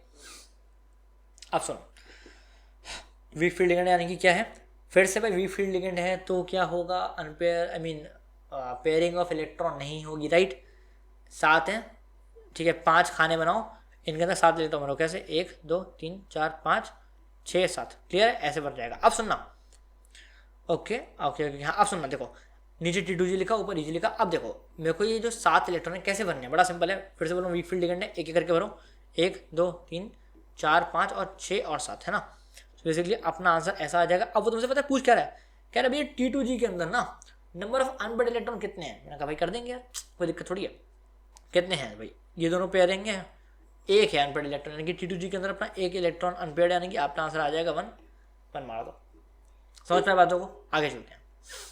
इन potassium ferrocyanide there are dash pairs of electron in the T2G set of orbital. कितना आसान है यार, देखो पता आपको क्या होना चाहिए कि मेरे भाई फेरोसाइनाइड होता क्या है। आपको अगर इतना याद है तुम कर दोगे, फेरोसाइनाइड का हम बोलते हैं ये, ठीक है। अब तो अपने आप कर सकते हो यार, क्यों, Fe के ऊपर तुम क्या बोलते हैं, कितने इलेक्ट्रॉन है वो निकालो, तुम्हारे पास इतने आएंगे, और अब तुम यहाँ से कर दो, है ना। ऐसा करके तुम्हारा बेसिकली हो जाएगा। अब कितने नंबर ऑफ अनपेयर्ड इलेक्ट्रॉन बताओ भाई, 0 है। सॉरी, कितने नंबर ऑफ पेयरिंग है, there are dash pair of electron, okay okay sorry, इसका अपना आंसर आ जाएगा 3 आंसर है। समझ गए बात को, सिंपल है, ठीक है। आगे चलते हैं। देखो कह रहे बेटा the following complex is octahedral diamagnetic and the most stable. जरा समझना, आसान है, डरो नहीं। देखो यार मैं आपको फिर से बोल दूं, डायमैग्नेटिक निकालने के लिए आपको उसमें निकालने पड़ेंगे क्या, नंबर ऑफ अनपेयर्ड इलेक्ट्रॉन्स, ठीक है। अगर नंबर ऑफ अनपेयर्ड इलेक्ट्रॉन तुम्हारे 0 आते हैं तो भाई हो जाएगा dia. Number of unpaired electron 0 नहीं आते तुम्हारा हो जाएगा भाई पैरा। क्लियर है, आना बोलो फटाफट से, ठीक है। अब समझे जाना आराम से, क्या जब चेक करोगे तो भाई पैरा पैरा डाया पैरा, है ना। तुमसे क्या पूछा था कि डाया होना चाहिए, भाई डाया वाला ये वाला है, तो अपना आंसर कौन सा हो जाएगा, C वाला सही। देख रहे हो 2023 में तुमसे पूछा था, हो सकता है तुम्हारे शिफ्ट में ऐसा ही कोई सवाल आ जाए जिसके अंदर अगर तुम्हें ये पता भी नहीं था कि ये चीज़ ऑक्टाहेड्रल है या फिर नहीं है, या फिर स्टेबल है या फिर नहीं है, फ़र्क ही नहीं पड़ता मेरे भाई, क्योंकि डायमैग्नेटिक और पैरामैग्नेटिक तो मैं तुम्हें डीएन डेवलप में सिखा दिया था मेरे भाई। समझ रहे हो बातों को, क्लियर है। चलो आगे चलते हैं, है ना। चलो अब देखो कह रहा है, देखो एक मिनट, एजर्शन और रीजन नहीं हुए। कह रहा है assertion in the complex NiCO4 and FeCO5 the metal have 0 oxidation state. जरा चेक कर लेते हैं, कोई दिक्कत नहीं है। आपने जब इसके ऑक्सीडेशन स्टेट निकाले आपको देखा कि अरे भाई ये तो 0 है, ठीक है। सो सॉरी आपका 8-2 हो जाएगा ना। मैं आपको फिर से बोल दूँ, बहुत जो बेसिक चीज़ें हैं मैं आपको यहाँ पे नहीं बता रहा हूँ, मैं आपको यहाँ पे सिर्फ टाइप्स बताने आया हूँ कि ऐसे ऐसे आपके वेरिएशंस बन सकते हैं, राइट, है ना। इसके अंदर आप निकाल सकते हो अपने आप, है ना। और आई होप कि तुम इतना निकाल सकते हो यार, तुम्हारे 2-3 दिन बाद एग्जाम है मेरे भाई, राइट। सो 0 ऑक्सीडेशन स्टेट है, बिल्कुल सही बात है, दोनों ट्रू है। अच्छा, और कह रहा है low oxidation state are found when a complex has ligands capable of pi donor character in addition to the sigma bonding. देखो यार ये चीज़ मैंने आपको नहीं बताई थी, इसलिए मैंने ये वाला क्वेश्चन डाला है। देखो हमेशा आपको ध्यान रखना है क्या, कि जब भी लो ऑक्सीडेशन नंबर की बात होती है ना, मैं आपको रुको यहाँ समझाता हूँ। देखो यार जब भी हम आपसे बात करते हैं लो ऑक्सीडेशन नंबर की, जब भी ध्यान से समझ लो, ये क्वेश्चन आ सकता है, ऐसे बोल रहा हूँ, लो ऑक्सीडेशन नंबर की जब मैं बात करता हूँ तब उसका मतलब क्या होता है कि जो लीगेंड है वो होगा pi acceptor in addition to sigma bonding. मतलब भाई तुम्हें याद कर रखना है, ऑक्सीडेशन नंबर अगर कम है तो लिगेंड होगा पाई एक्सेप्टर, बात खत्म। अच्छा, यहाँ पे बोल रहा है लो ऑक्सीडेशन नंबर पे ligand capable of pi donor character. अरे नहीं यार, रीजन तो गलत है, बात समझ में आ रही है। सो अपना A करेक्ट है और B फॉल्स है, आई मीन A करेक्ट है और R फॉल्स है, ए वाला अपना आंसर सही है। समझ गए बातों को, आसान है। चल आगे चलते हैं। Okay, which of the following complex will show largest splitting of d orbitals. बड़ा सिंपल है, देखो समझना। अब कॉन्सेप्ट अभी क्या रहता है ना, समझाता हूँ कि जितना जो स्प्लिटिंग एनर्जी होती है ना वो डायरेक्टली प्रोपोर्शनल होती है स्ट्रेंथ ऑफ लिगेंड्स के। अब देखो यार कुछ कॉन्सेप्ट्स रह जाते हैं जो हम आपको वन शॉट वीडियो में नहीं बता सकते, और अब मैं आपको यहाँ बता रहा हूँ, ठीक है। अब सुनो, जितनी ज़्यादा जितना ज़्यादा स्ट्रेंथ होगा लिगेंड का उतनी ज़्यादा स्प्लिटिंग एनर्जी होगी। जैसे कि स्ट्रॉन्ग फील्ड लिगेंड की जो स्प्लिटिंग एनर्जी होती है वो ज़्यादा होती है और वीक फ्री लिगेंड की स्प्लिटिंग एनर्जी होती है कम। समझ गए बात को? अब सुनना, सबके अंदर भाई तुम्हें दिए हुए हैं लिगेंड्स, राइट। अब मेरी बात ध्यान सुनना, मैं बोल रहा हूँ जब भी जो CN है, आप स्पेक्ट्रोकेमिकल सीरीज चेक कर सकते हो, जो CN है ना, CN है एक स्ट्रॉन्ग फील्ड लिगेंड, है ना, यानी कि इसकी जो स्ट्रॉन्ग फील्ड लिगेंड जो है इसकी सबसे ज़्यादा स्प्लिटिंग एनर्जी होगी। मैंने कहा बिल्कुल सही बात है। So which are the following complex largest splitting of d orbital, check कर लो भाई, जिसके अंदर CN है वही उसका आंसर, यानी कि CN अपना ये है। समझ पाए बात को यार? टफ तो नहीं है, कर लेंगे हम लोग। चलो आगे चलते हैं। अब सुनो, अब देखो क्या कह रहा है, if CFSE of this is इतना, ठीक है, अब तुमको CFSE बता दिया आपकी बात, बहुत बढ़िया। दिस, हाँ, this complex will absorb maximum at wavelength nanometer, है ना, will absorb maximum at wavelength, ठीक है, in nanometer. Okay okay okay okay, क्या पूछना चाहता है ये? ओके, हाँ हाँ ठीक है ठीक है, ठीक है, कर देंगे। सुनना, देखो क्या करना है। सबसे पहले देखो, जब भी आपको देखना CFSE का क्वेश्चन है, तुरंत मैंने आपको जो चीज़ें बताई हैं वैसे करो। क्या TI का ऑक्सीडेशन नंबर निकाल लिया भैया, कहाँ गया? ये है टाइटेनियम का +3 आ रहा है, ठीक है। इसके लिए आप लिख दो क्या बोलते हैं, इलेक्ट्रॉनिक कॉन्फ़िगरेशन, मैंने कहा लिख दिया भैया। अब T2G और EG के अंदर कितने कितने इलेक्ट्रॉन है आप वो लिख सकते हो यार, है ना, वही ऐसे बना के, ऐसे बनाया, फिर ऐसे ऐसे किया, यहाँ पे 2 आएंगे, यहाँ पे 3 आएंगे, है ना, डिपेंडिंग अपॉन ये वो A0 वाला है, फिर AT वाला है, मतलब डेल्टा O वाला है, फिर डेल्टा T वाला है, राइट। अब सुनो, जब तुम्हें वो सब करोगे तो मैं समझ में आएगा कि भाई T2G के अंदर केवल 1 इलेक्ट्रॉन आया है और EG के अंदर 0 आए हैं। बात समझ में आ रही है ना? सो एक बार तुम यहाँ तक पहुँच गए ना, तुम्हारा भाई काम हो गया। अच्छा जी, बताता हूँ कैसे, सुनते जाना, डरना नहीं है, सुनना, इतना हो गया। हाँ, अब जो बोला CFSE का तुम्हें भाई मैंने वैल्यू दिया हुआ है, कर देंगे, बड़ा सिंपल है, देखो देखना। हाँ, we know CFSE equals to this. देखो यहाँ पे थोड़ा सा ना जो फॉर्मूला है थोड़ा सा अधूरा है, मैं तुम्हारे लिख देता हूँ। देखो CFSE equals to x into -0.1 minute को हटाओ, छोड़ो ना, मैंने तुमको दिखाया था लिख के, मैं यहाँ पे टाइम वेस्ट नहीं करना चाहता। सुनो, जब तुम्हारा ये तुम इसमें चेक करोगे, ठीक है, सो CFSE तुमको दिया हुआ है -96 किलो पर मोल, ठीक है। सुनते जाना, तुम जब निकालोगे, सो जब तुम उसको बराबर रखोगे, मतलब -96 के बराबर इक्वल्स टू क्या बोलते हैं, x इंटू समथिंग जो भी आगे है ना, जब निकालोगे ना उसको तो आपको मिलेगा कि भाई डेल्टा O आपका आ जाएगा दिस 96/10⁻³ दिस, है ना। इतना समझ रहे हो गया ना, है ना, बिकॉज मैं यहाँ पे करके दिखाऊंगा, टाइम तुम्हारा वेस्ट होगा, ठीक है।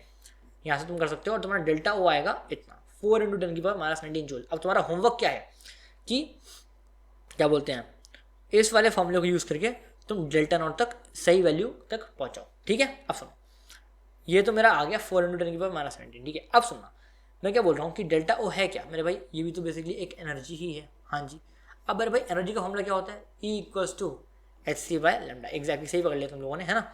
सो E=hc/λ हो जाएगा, जूम कर लो, E=hc/λ हो जाएगा। ये तुम्हें दिया हुआ है, ये देखो, ये तुमने अभी निकाला है, राइट। H और C और मतलब वो सब तुम डालना यहाँ से, है ना, HC और ये डालो, तुम्हारे पास लैम्डा की वैल्यू आ जाएगी 4.8 × 10⁻⁻7 मीटर। यहाँ से करते करते तुम 480 नैनोमीटर तक पहुँच जाओगे। अपना आंसर हमें बताना था नैनोमीटर के अंदर, है ना, तो अपने यहाँ पे आ जाएगा 480 था ना, कितना था, 480 था, राइट, 480 नैनोमीटर। बात खत्म, समझ गए बात को, ठीक है। आगे चलते हैं यार, देखो कह रहे cobalt chloride when dissolved in water forms pink coloured complex X, okay, which has octahedral geometry. अब देखो यार थोड़ा सा ना कुछ चैप्टर्स जहाँ पे मिक्सिंग हुई है, बट सुनते जाना, है ना। This solution on treatment concentrated HCl forms deep blue complex Y which has a Z type की ज्योमेट्री है, X, Y और Z बता दो, सिंपल बता। देखो जब ये कोबाल्ट क्लोराइड, आप दिखा देता हूँ, जब ये कोबाल्ट क्लोराइड को आप डालते हो पानी के अंदर ना, सॉरी, जब आप कोबाल्ट क्लोराइड को डालते हो पानी के अंदर, तब आपके पास ये एक चीज़ फॉर्म हो जाती है ना, और ये इसका जो कलर होता है वो होता है पिंक कलर, ठीक है, क्लियर है। अब मैं क्या बोल रहा हूँ, तुम्हें कुछ लेसन्स मिल रहे हैं कि अच्छा भाई ये वाली जो चीज़ रिएक्शन है इसको भी वो लोग क्वेश्चन में यूज़ कर लेते हैं, है ना। सो मेक श्योर कि तुम इस वाली रिएक्शन को तो भाई याद करके जाओ ही जाओ, क्या पता भाई तुमसे वापस से रिएक्शन पूछ ली जाए। ऐसे तो पढ़ाई करते हैं यार, जो भी तुम्हें नई चीज़ें मिली तुम उसको अपनी कॉपी के अंदर नोट डाउन करो और उसको याद रखो यार, समझ में आती है। तुम्हें पता क्या लगता है, तुम्हें लगता है कि यार जो जहाँ से मैं पढ़ रहा हूँ ना, जहाँ से मैं थ्योरी लेक्चर जो मैं देख रहा हूँ लोगों का, उसी के अंदर मेरे को हर एक चीज़ मिल जाए यार, बट ऐसा नहीं होता यार, है ना।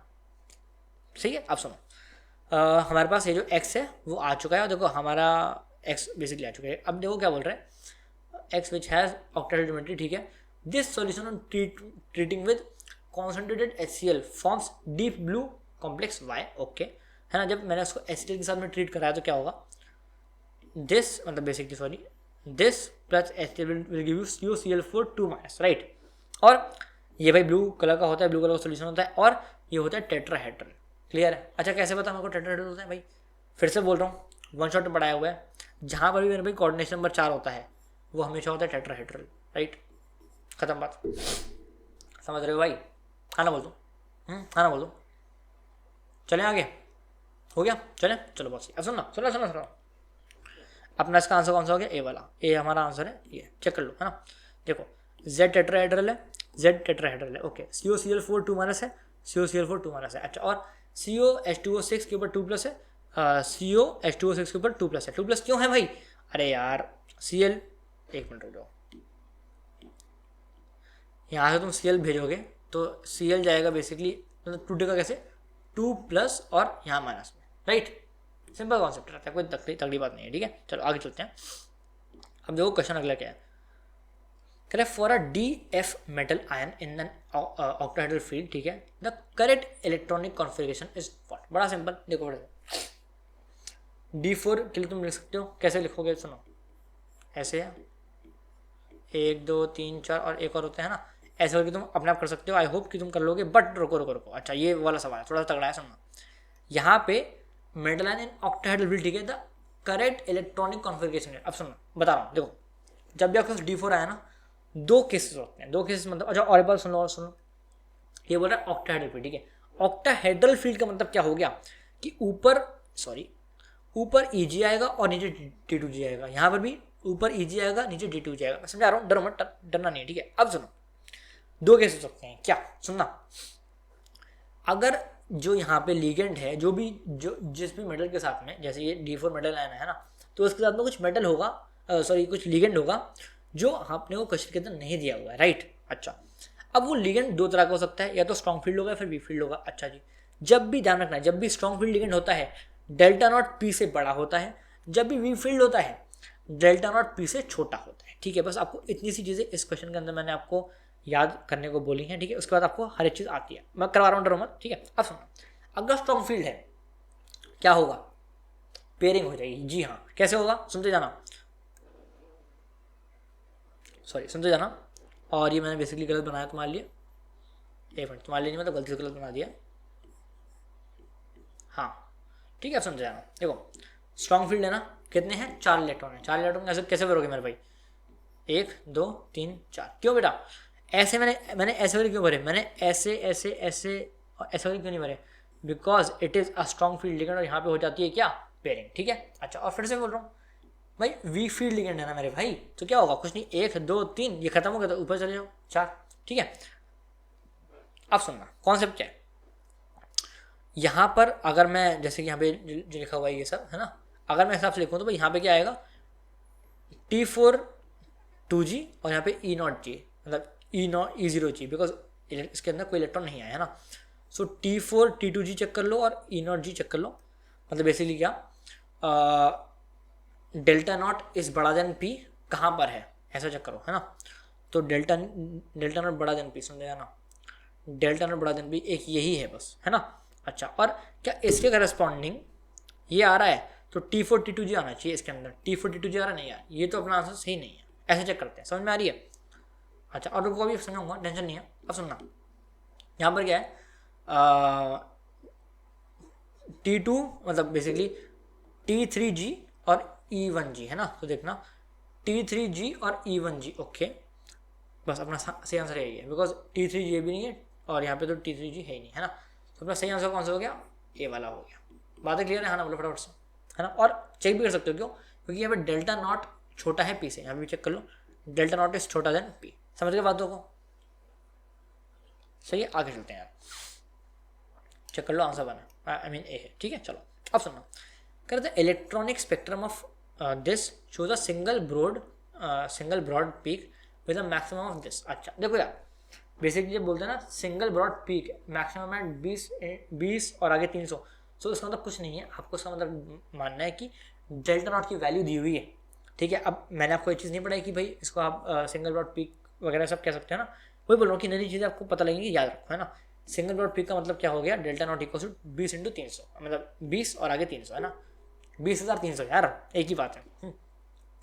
कह रहा था CFSE of the complex ion is what, simple है। देखो यहाँ से आपको ऑक्सीडेशन नंबर निकालना है, निकाल लिया, इलेक्ट्रॉनिक कॉन्फ़िगरेशन लिखो, लिख लिया, एक आया, बहुत बढ़िया। यहाँ पे आपने ऐसे बना दिया, कोई दिक्कत वाली बात है नहीं, है ना। अब सुनना कॉन्सेप्ट क्या है कि अगर आपने, अच्छा एक काम करते हैं, इसको हटा देते हैं तुम्हारी सहूलियत के लिए, हटा दो, ठीक है। अब सुनो, ये हो गया मगर, हाँ अब यहाँ से आपको यहाँ कैसे जाना है, बड़ा सिंपल है।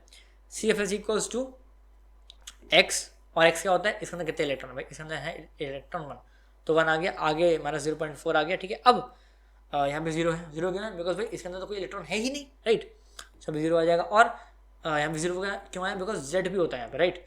जेड क्या है भाई, पेयर, क्या भाई तुम्हें यहाँ पे कोई पेयर दिख रहा है, मैंने कहा नहीं दिख रहा भैया, यानी कि यहाँ पे 0 हो जाएगा, सिंपल। अब सुनना, हाँ CFS इक्वल्स टू दिस, और डेल्टा नॉट की भाई तुम्हें वैल्यू दी हुई है, अरे बाप रे, तो भाई डेल्टा नॉट की जगह मैं 20,300 लिख दूँ, बिल्कुल लिख सकते हो, यहाँ से आप कर सकते हो। अब कॉन्सेप्ट इंपॉर्टेंट है, देखो इसने बोला है किलोजूल पर मोल, ठीक है, और अपने को ये जो CFS आया है सेंटीमीटर इनवर्स के अंदर, है ना। जब भी आप CFS निकालते हो बाय डिफॉल्ट, है ना, ये आपका आता है सेंटीमीटर इनवर्स। क्यों आता है, बिकॉज देखो आपको जो ये दिया हुआ है वो दिया हुआ है सेंटीमीटर इनवर्स के अंदर, राइट। इसी में सेंटीमीटर इनवर्स के अंदर आया, मेरे को बोलना है, उसने बोला है कि 1 kilojoule per mole equal to 83.7 centimetre inverse. कुछ नहीं करना है, इसको मैं डिवाइड करूंगा 83.7 से, तो अभी ये हो गया किलोजूल पर मोल, राइट। इसको आप सॉल्व करोगे, -97 किलोजूल पर मोल आ जाएगा। अपना सही आंसर कौन सा हो जाएगा मेरे प्यारे भाइयों, डी। समझ गए मेरी इस बातों को, ठीक है। आगे चलते हैं, चलो। हाँ अब देखो यार, टाइप 1 हमारा खत्म हो चुका है। CFT और VBT के अंदर से इसके अलावा सवाल नहीं आ सकता है, ठीक है। देखो मैं आपको सच बताऊं, ऐसा नहीं है कि नहीं आ सकता, बट अगर आया तो उसके अंदर बेसिकली किसी और चैप्टर का जो चीज़ों को ज़्यादा होगा, मतलब आपको बस इतना बोल देगा कि CFSE निकालने को कभी नहीं बोलेगा, मतलब CFSE का एक छोटा सा कॉन्सेप्ट पूछ लेगा कि भाई नंबर ऑफ अनपेड इलेक्ट्रॉन निकाल दो, ऐसे करके, समझ रहे हो। मतलब बेसिकली मिक्सिंग वाले जो क्वेश्चन आएंगे कि भाई एक चैप्टर 1 चैप्टर 2 और चैप्टर 3 को भाई मिक्स कर दिया उसने, है ना, ऐसे करके। भाई ऐसे करके जो सवाल थे वो मैंने आपके इस टाइम हटाए हैं, बिकॉज इस टाइम हम लोग के इस कोऑर्डिनेशन कंपाउंड पर ही चर्चा कर रहे हैं, चैप्टर 2 और चैप्टर 3 के बारे में चर्चा नहीं कर रहे हैं, ठीक है। आगे चलते हैं, वरना थ्योरी के बारे में बात करें, डरना नहीं है, डायरेक्ट सवाल ही आते हैं, ठीक है। जैसे मैंने सवाल अभी करा है ऐसे ही आते हैं, डरो मत फालतू में, ठीक है। अब सुनो, वरना थ्योरी की बात करते हैं। वरना थ्योरी क्या कहती थी, सुनना, पहले क्वेश्चन पढ़ते हैं। क्या था, primary and secondary valency of a cobalt respectively in this is, भाई कितना आसान है भाई। वरना थ्योरी क्या बोलती है भाई, प्राइमरी वैलेंसी को मैं बोलता हूँ oxidation number of central metal atom, और सेकेंडरी वैलेंसी को मैं क्या बोलता हूँ, कोऑर्डिनेशन नंबर ऑफ CM, बात खत्म। प्राइमरी और सेकेंडरी वैलेंसी निकालने को बोला, मतलब आपको इसमें ऑक्सीडेशन नंबर और क्या बोलते हैं कोऑर्डिनेशन नंबर ऑफ CA निकालना है भाई, कितना आसान है, निकाल सकते हो भाई।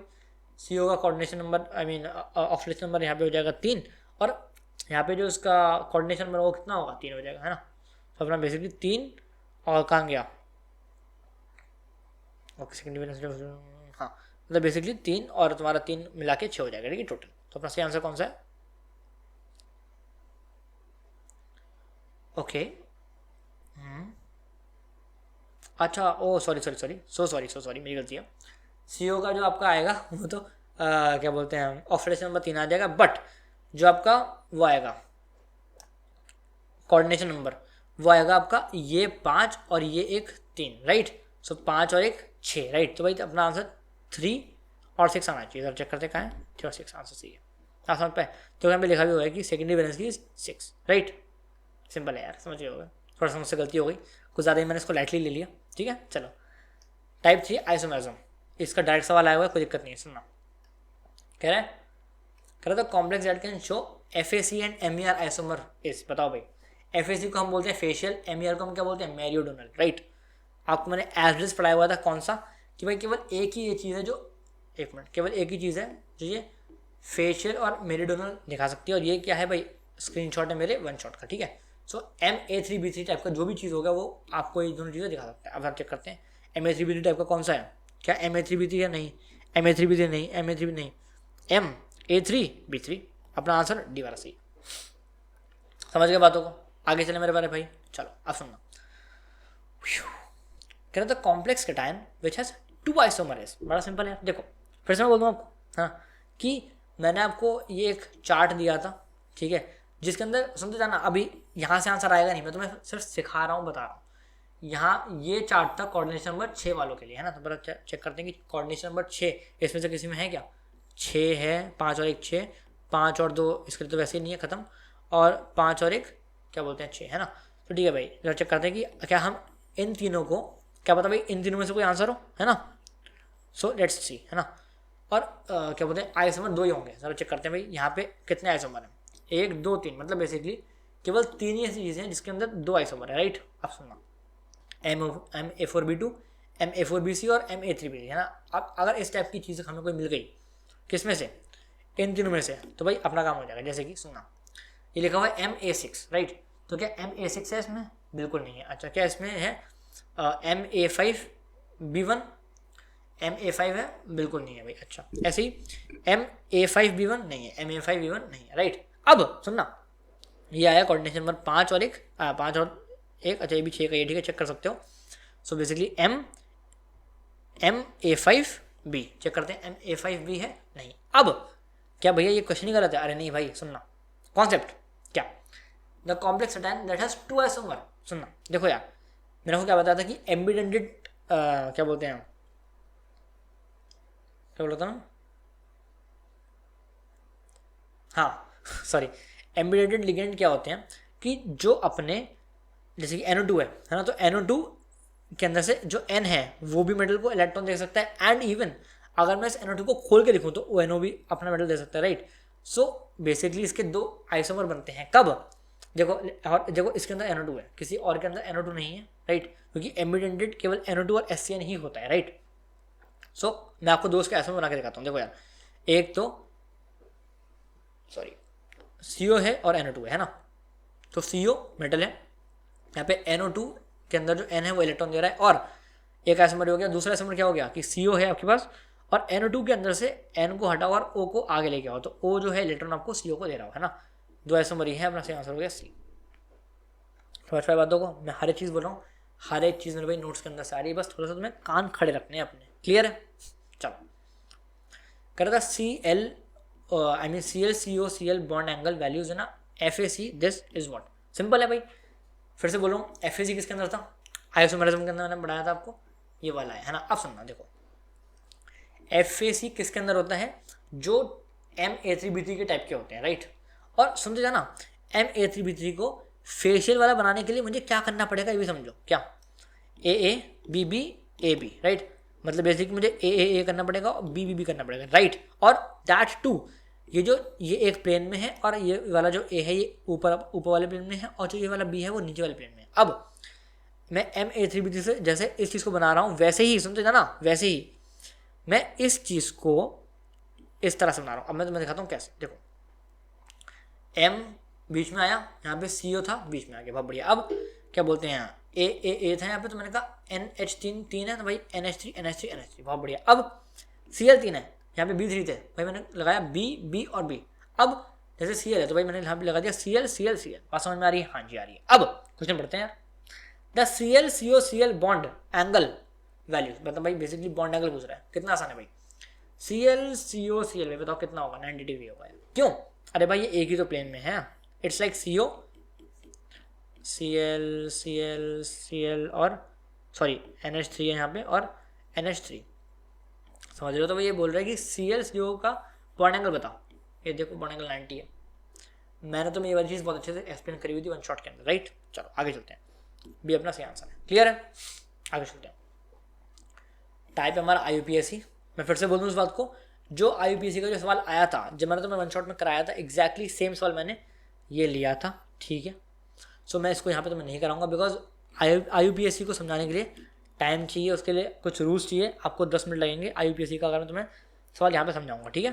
सो बेसिकली मैंने वहाँ का 1 शॉट डाल दिया जो मैंने तुम्हें कराया था, ठीक है, यहाँ से तुम एक बार देख सकते हो। और मैं ऐसा मान रहा हूँ कि भाई तुम मेरा 1 शॉट तो देख के आए हुए ही हो, है ना, तुम IUPAC का सवाल कर सकते हो। क्यों, बिकॉज भाई ये सेम सवाल मैंने कराया हुआ है, और कब कराया ये देखो यार, 1 शॉट के अंदर का जो स्क्रीनशॉट है वो मैंने तुम्हारे लिखा हुआ है। इसका सही आंसर कौन सा है, डायमीन क्लोराइडो मिथेनोमाइन प्लैटिनम 2 क्लोराइड, ठीक है, अपना सही आंसर है ए वाला, क्लियर, समझ गए बात, ए वाला अपना सही आंसर है। आगे चलते हैं और क्वेश्चन देखते हैं। कह रहे which of the following complexes will exhibit maximum attraction to an applied magnetic field. अब बहुत सिंपल है, देखो समझना, क्या आप हर एक चीज़ के अंदर नंबर ऑफ अनबेड इलेक्ट्रॉन निकाल सकते हो क्या? हाँ ना बोलो, हाँ ना बोलो, आप रे हाँ ना बोलो, है ना। अब मैंने आपको बोला कि आप निकाल दोगे, हाँ जी आपने बोला निकाल देंगे। सो इन तीनों के अंदर सॉरी चारों के अंदर चारों के अंदर ना जब आपने देखा तो भाई D10 D7 D6 और D8 आया है ना। अब आपने जब निकाला वो सब करा जो भी आप करते हो तंत्र मंत्र, है ना, कि भाई आपने ये D बनाया ऐसे ऐसे, फिर यहाँ से 2 निकाले ऐसे और ये ऐसे, है ना, समझ रहे हो ना, ऐसे करके, राइट। आपने जब वो सब कर लिया तो आपके पास फाइनली क्या आया, ये आया, ये आया, ये आया और ये वाली चीज़ आई, राइट। हाँ, अब आपने जब चेक करा तो भाई कितने अनपेड इलेक्ट्रॉन आपको मिले, 0 3 0 2, ठीक है। अब वो क्या बोल रहा है, मैक्सिमम अट्रैक्शन होगा। देखो यार, जिसके अंदर जितने ज़्यादा नंबर ऑफ अनपेड इलेक्ट्रॉन उतना ज़्यादा अट्रैक्शन, बात खत्म। अरे समझ पा रहे हो कि नहीं समझ पा रहे हो यार? सही है। आप जरा चेक कर लो किसके अंदर सबसे ज़्यादा नंबर ऑफ अनपेड इलेक्ट्रॉन ज़्यादा है, इसके अंदर है, यानी कि COH2O6 2+। जरा चेक करना कहाँ पे, COH2O6 2+। अपना सही आंसर कौन सा है, D वाला। समझ गए बात को? आसान सा कॉन्सेप्ट है यार, है ना, इतना तो कर सकते हो तुम। आगे चलते हैं, 25 वाला देखते हैं क्या कह रहा है। कह रहा है मैच द लिस्ट। हाँ, अब देखो यार ये ना थोड़ा सा तगड़ा नहीं, थोड़ा सा पीछे का क्वेश्चन था। मैं चाहता तो मैं इसको नहीं भी डालता, बट मैंने सोचा कि वापस से क्वेश्चन तुमसे पूछे जा सकते हैं, इसलिए मैं डाल दूँ। सुनो, यहाँ तुम्हारा कॉम्प्लेक्स है, यहाँ तुम्हारा कलर है, ठीक है। अब कुछ एज सच तुम्हारे पास रूल नहीं होता है पहचानने के लिए कि भाई ये वाला कॉम्प्लेक्स इस कलर का होता है, ये वाला कॉम्प्लेक्स इस कलर का होता है, ठीक है। सो मैं वो क्या बोल रहा हूँ कि इसका मैं ना तुम्हें डायरेक्ट आंसर बता रहा हूँ, ये आंसर है, ठीक है। देखो मैं सच बताऊँ, मुझे भी चीज़ याद नहीं है कि भाई ब्राउन किसका होता है, ये किसका होता है, कुछ नहीं पता मुझे भी, है ना। बट मैं वो क्या बोल रहा हूँ, एक बार तुमसे वाला क्वेश्चन पूछा हुआ है, इसलिए जस्ट फॉर द सेक तुम याद रख लो कि MgNH4PO4 का होता है वाइट कलर, MnOOH2 का होता है ब्राउन कलर। क्या पता मेरे भाई कि जो तुम्हारा सवाल है उसके अंदर ये और ये दोनों चीज़ें यूज़ हो रही हो, समझ रहे हो। And yes that happens, okay. एक बार आया है तो डेफिनेटली तुमसे पूछा जा सकता है, ठीक है। आगे चलूँ मैं, क्लियर है? हाँ अब सुनना, ओके। हाँ अब सुनना, देखो समझ गया मेरी बात, है ना। तो उसको आपको एब्सोल्युटली याद रखना है, ठीक है। आगे चलते हैं, आप सुनना। कह रहे भाई कह रहे एजर्शन क्या कह रहा है, कह रहे COCl वगैरह absorb at lower wavelength of light with respect to this. मतलब क्या बोल रहा है कि ये जो चीज़ है ना, ये लोअर वेवलेंथ एब्जॉर्ब करती है विद रिस्पेक्ट टू दिस। जरा चेक करते हैं भाई, अपने को तो पता ही है भाई कैसे वेवलेंथ निकालते हैं। अरे बड़ा सिंपल है यार, आप हर एक चीज़ के लिए क्या निकाल सकते हो, CFSE निकाल सकते हो, बिल्कुल सही बात है। इसके लिए और इसके लिए भाई CFSE निकालो। मैंने कहा हाँ जी निकालेंगे। अब वो कितना आ जाएगा, वो ऐसे आ जाएगा, है ना, कि CFSE इसके ज़्यादा होगा और इसका कम होगा। अब जरा सुनना, अगर CFSE इसका ज़्यादा है यानी कि वेवलेंथ इसका ज़्यादा होगा। क्यों भाई, इक्वल्स टू Hc/λ होता है, एनर्जी ज़्यादा है तो वेवलेंथ कम होगी, है ना, उल्टा चलता है, राइट राइट। सो बेसिकली क्या बोलते हैं हमारा, हाँ अब सुनना क्या कह रहा है, कह रहे हैं COCl absorb at lower wavelength, मतलब इसका वेवलेंथ कम है।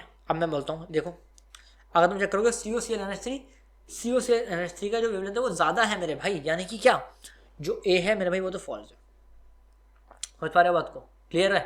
टफ तो नहीं है ना, आसान सा कॉन्सेप्ट समझ रहे हो ना। एक चीज़ और कंफ्यूज मत हो जाना, क्योंकि क्वेश्चन के अंदर पहले COCl लिखा हुआ है और जो मैंने तुम्हें सोल्यूशन दिया उसके अंदर COCl बाद में लिखा हुआ है, ठीक है। सो कंपाउंड को अच्छे से पढ़ना है, ऐसा मत सोचना कि मतलब पहले वाला ये बोल रहा है पहले वाला छोटा है, बट यहाँ पे तो पहले वाला छोटा ही है, तो भाई ये जो चीज़ है हमारी फॉल्स कैसे होगी। जो पहले वाला है ये मैंने यहाँ पे लिखा है बाद में, ठीक है। समझ रहे हो ना बात को, ये हमारा फॉल्स हो गया। आगे चलते हैं, रीज़न क्या कह रहा है। हाँ अब यार ये तगड़ा है, सुनते जाना। ये थोड़ा सा इसमें अटका था बट मैं आपको समझाऊँ, सुनना। It is because of wavelength of light absorb depends on the oxidation state of metal ion. बहुत अच्छा कॉन्सेप्ट है, समझना। देखो क्या कह रहा है कि जो आपका वेवलेंथ ऑफ लाइट एब्जॉर्ब होती है ना, वो डिपेंड करता है oxidation state of metal ion के ऊपर। क्या ये सच है या फिर झूठ है, आओ समझाता हूँ, सुनते जाना। अरे वाह बताओ, क्या बताओ। ये बोल रहे हैं वेवलेंथ के लिए बोल रहा है ना ये, है ना, कि वेवलेंथ डिपेंड करती है ऑक्सीडेशन नंबर के ऊपर ऑफ किसका, मेटल आयन, राइट। अब सुनना कैसे हम कोरिलेट करेंगे। लैम्डा, ठीक है। लैम्डा आपने देखा होगा कि भाई अलग अलग कलर्स के लिए अलग अलग लैम्डा होते हैं, यानी कि हर एक पर्टिकुलर लैम्डा के लिए एक अलग टाइप का कलर होगा। अरे वाइस वर्सा चलता है ना, राइट। तुम मेरे भाई हो तो मैं तुम्हारा भाई हूँ, ऐसे, राइट, समझ रहे हो ना। सो हर एक अल्फा के लिए एक कलर है, मतलब बेसिकली हर एक वेवलेंथ के लिए एक कलर होता है। हाँ जी, अब सुनना, ये कलर कौन डिसाइड करता है बताओ मुझे? क्या मैंने आपको बताया नहीं है कि अगर नंबर ऑफ अनपेड इलेक्ट्रॉन होते हैं, सॉरी क्या लिख रहा हूँ, नंबर ऑफ अनपेड इलेक्ट्रॉन होते हैं, यानी कि इफ दे एग्जिस्ट, यानी कि अगर वो जीरो नहीं होते तब भाई जो कंपाउंड होता है वो होता है, वो कलर्ड होता है, राइट। यानी कि जो कलर होता है वो किस वजह से आता है? नंबर ऑफ अनपेड इलेक्ट्रॉन के चक्कर में। हाँ ना बोलो, ठीक है। अब सुनते जाना, एक मिनट सुनना मेरी बात, बहुत तगड़ी है। अगर ऐसा होता है तो ये नंबर ऑफ अनपेड इलेक्ट्रॉन कब होते हैं? सुनते जाना, यहाँ तक तुम्हें बात समझ में आई है ना। अब मैं इसका एक और पहलू बता रहा हूँ तुम्हें, ठीक है। लेट अस अज्यूम कि जो ये बोल रहा है कि भाई depend on oxidation state of metal है, ठीक है। मैंने क्या करा, मैंने ना 2 भाई मेटल ले लिए है ना, अलग अलग ऑक्सीडेशन स्टेट के, 2+ और 3+। अच्छा जी, सुनते जाना, 2 मिनट सुन लो। इसके अंदर ये है 3d6 टाइप का, मतलब डी के अंदर 6 इलेक्ट्रॉन आएंगे लास्ट में, और ये है 3d5 टाइप का, ठीक है। अब सुनना, अब कॉन्सेप्ट तुम्हारा क्लियर हो जाएगा। डी के अंदर भाई 5 ऑर्बिटल होते हैं, डी के अंदर 5 ऑर्बिटल होते हैं, बना दिए। 6 इलेक्ट्रॉन बनने हैं, कैसे भरूंगा? इस तरह से भरूंगा। यहाँ 5 इलेक्ट्रॉन बनने हैं, भरूंगा इस टाइप से भरूंगा। अब कॉन्सेप्ट क्या है? ऑक्सीडेशन, अब सुनना, यहाँ पे नंबर ऑफ अनपेड इलेक्ट्रॉन कितने हैं मेरे भाई? 4 हैं। यहाँ पे नंबर ऑफ अनपेड इलेक्ट्रॉन कितने हैं? 5। अब मुझे बताना, सुनते जाना, कि ऑक्सीडेशन नंबर को चेंज करने से number of unpaired electron change हो रहे हैं कि नहीं हो रहे हैं? और अगर number of unpaired electron change होंगे तो नंबर ऑफ अनपेड इलेक्ट्रॉन अगर चेंज हुए तो भाई कलर भी चेंज होगा और अल्फा भी, आई मीन लैम्डा भी चेंज होगा। समझ पा रहे हो? क्लियर है? So it is because the wavelength of light absorb depend on the oxidation state of metal ion. बिल्कुल सही बात है, रीजन करेक्ट है, ये कॉन्सेप्ट है। क्लियर? सो हमारा ए फॉल्स और बी ट्रू है, यानी कि अपना आंसर आ जाएगा ए। समझ गए इस बात को? सिंपल सा कॉन्सेप्ट है, समझ के हो गया, ठीक है। इस चीज़ को समझ तो गए ना? नहीं समझ तो वापस से रिपीट करके देखो, समझ जाओगे। आगे चलते हैं। अब देखो, मैं तुम्हें एक चीज़ और दिखाना चाहता था कि इस चैप्टर के अंदर ना कुछ ऐसे क्वेश्चन मेरे को दिखे जो इस टाइप के थे। किस टाइप के पता है? कि भाई तुम्हारा आउट ऑफ, जैसे कि इन लोगों ने क्या करा था, कोऑर्डिनेशन कंपाउंड लिया और ये क्या बोलते हैं अपना, कहाँ गया, एक सेकेंड, हाँ, पेंसिलामाइन है ना। ये बेसिकली था हमारा केमिस्ट्री इन एवरीडे लाइफ का, है ना। सो इन लोगों ने क्या करा, कोऑर्डिनेशन कंपाउंड लिया और केमिस्ट्री इन एवरीडे लाइफ लिया, दोनों को मिक्स कर दिया। अब तुम्हें तो केमिस्ट्री इन एवरीडे लाइफ पढ़ना नहीं है 2023 वाले बच्चों को, राइट। सो ये हमारे हो गया आउट ऑफ सिलेबस यार, समझ गए? तो ऐसा करके तुम्हारे काफ़ी सारे जो क्वेश्चन है वो आउट हुए हैं, राइट। चलो मैं बस तुम्हें दिखाने के लिए लेके आया था, राइट। चलो आगे चलते हैं। टाइप है मिक्सिंग वाला, है ना। इसमें बहुत सारे अलग अलग अजीबोगरीब टाइप थे, बताता हूँ, ठीक है। अब सुनो, ओके, एक मिनट रुकना। अब सही, अब सुनो, ये बहुत बढ़िया क्वेश्चन है, बहुत मजेदार क्वेश्चन है, तो मजा आएगा, ठीक है। अब सुनो क्या कह रहा है। If Na2+ is replace by Pd2+ in the complex this, मैंने कहा ठीक है। Which of the following property are expected to get change? कौन सी चीज़ें एक्सपेक्ट होंगी चेंज होते हुए, ठीक है। आओ देखते हैं। सबसे पहले मैं अज्यूम करता हूँ कि NiCl2Br2 के अंदर Ni ही है मेटल, ठीक है, एक ही है। फिर मैं आगे अज्यूम करूँगा कि भाई Ni को हटा दो, यहाँ तो अपना Pd लगाएंगे अपन, ठीक है। अब सुनना, Ni को मैं कर रहा हूँ, सर हर एक चीज़ निकालूंगा, सुनना। अब सुनो, देखो देखो, इसका ऑक्सीडेशन नंबर निकालो, किसका? Ni का निकाल लिया, 2+ आ गया, ओके। इलेक्ट्रॉनिक कॉन्फ़िगरेशन लिखो, लिख दी, 3d8 में आएगा, बढ़िया बात है। डी बनाया हमने, है ना। अच्छा ये किसका है? ये हमारा है वो VBT, ठीक है। अब सुनो, ये भी मैंने आपको ऑलरेडी चीज़ बताई हुई है कि आपको कैसे कैसे करना है। वन शॉट के अंदर मेरे भाई सब कुछ है, सब कुछ है, ठीक है। अब सुनो, 8 इलेक्ट्रॉन आएंगे इसके अंदर, ठीक है। सो बेसिकली 1 2 3 4 5 6, अच्छा सॉरी 1 2 3 4 5 6 7 8, ठीक है। तो 8 इस तरह से आ गए। अब सुनना, 4s खा लिया, 4b खा लिया, ठीक है। अब सुनना, ये खा लिया, ये खा लिया, इसका मतलब क्या है कि sp3 है। sp3 का मतलब क्या है? टेट्राहेड्रल है, ठीक है। टेट्राहेड्रल आ गया, बहुत बढ़िया। अब सुनना क्या,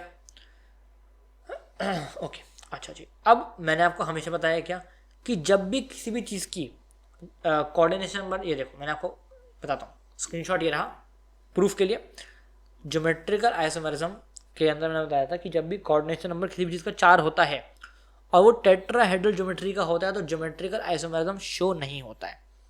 ऐसा लिखा हुआ दिख रहा है तुम्हें? अब सुनना, पहली बात क्या इसके अंदर कोऑर्डिनेशन नंबर 4 है? चेक करो, 4 है, बिल्कुल सही बात है, ये चीज़ फुलफिल। अच्छा, अब क्या ये टेट्राहेड्रल ज्योमेट्री का है? बिल्कुल है भाई, टेट्राहेड्रल ज्योमेट्री का आ गया। ओके, जब ये दोनों चीज़ें साथ में होती हैं तो ये शो नहीं करता है जीआई, यानी कि ये ज्योमेट्रिकल आइसोमेरिज्म शो नहीं करेगा। समझ आ रही है तुम्हें बात? हाँ ना बोलो फटाफट से, क्लियर है? ये देखो, अच्छा ऐसे ही मैंने आपको बताया था ऑप्टिकल आइसोमेरिज्म के अंदर क्या, कि जब भी कोऑर्डिनेशन नंबर 4 होगा ऑप्टिकल आइसोमेरिज्म के अंदर, वो ओवाई शो नहीं करेगा। मतलब कि यहाँ पे देखो 2 और 2 4, यानी कि 4 कोऑर्डिनेशन नंबर है, और इसका मतलब हमारा ऑप्टिकल एक्टिव ये नहीं होगा, मतलब ऑप्टिकल आइसोमेरिज्म शो नहीं करेगा ये पर्टिकुलर चीज़। अच्छा जी, अब देखो मैं ये सब क्यों निकाल रहा हूँ? देखो ज्योमेट्री टेट्राहेड्रल हो गई, जीआई निकाल दिया नहीं होता है, ओआई निकाल दिया नहीं होता है। अच्छा जी, अब मैग्नेटिक प्रॉपर्टी की बात कर लेते हैं। बड़ा सिंपल है यार, तुम्हें क्या पता है? Okay okay okay okay okay okay okay, हाँ हाँ हाँ हाँ हाँ, ठीक है। अब सुनो, क्या इसके अंदर नंबर ऑफ अनपेयर्ड इलेक्ट्रॉन है? बिल्कुल है भाई। कितने नंबर ऑफ अनपेयर्ड इलेक्ट्रॉन है? 1 और 2 नंबर ऑफ अनपेयर्ड इलेक्ट्रॉन। इसका मतलब क्या है भाई? ये पैरामैग्नेटिक है, ठीक है। तो भाई हमने मैग्नेटिक प्रॉपर्टी भी निकाल ली। अभी हम लोगों ने ये वाली चीज़ करी इसके साथ में, राइट। अब मैं अगर एनआई को पीटी से बदल दूं, जो कि क्वेश्चन कह ही रहा है अपने आप ही, राइट, तो हमारा क्या होगा? ओके, मैंने कहाँ गया, हाँ देखो, अगर मैंने इसको बदल दिया, मतलब पीटी लगा दिया यहाँ पे, ठीक है, तो पीटी Cl2 Br2 माइनस, यही था ना यार?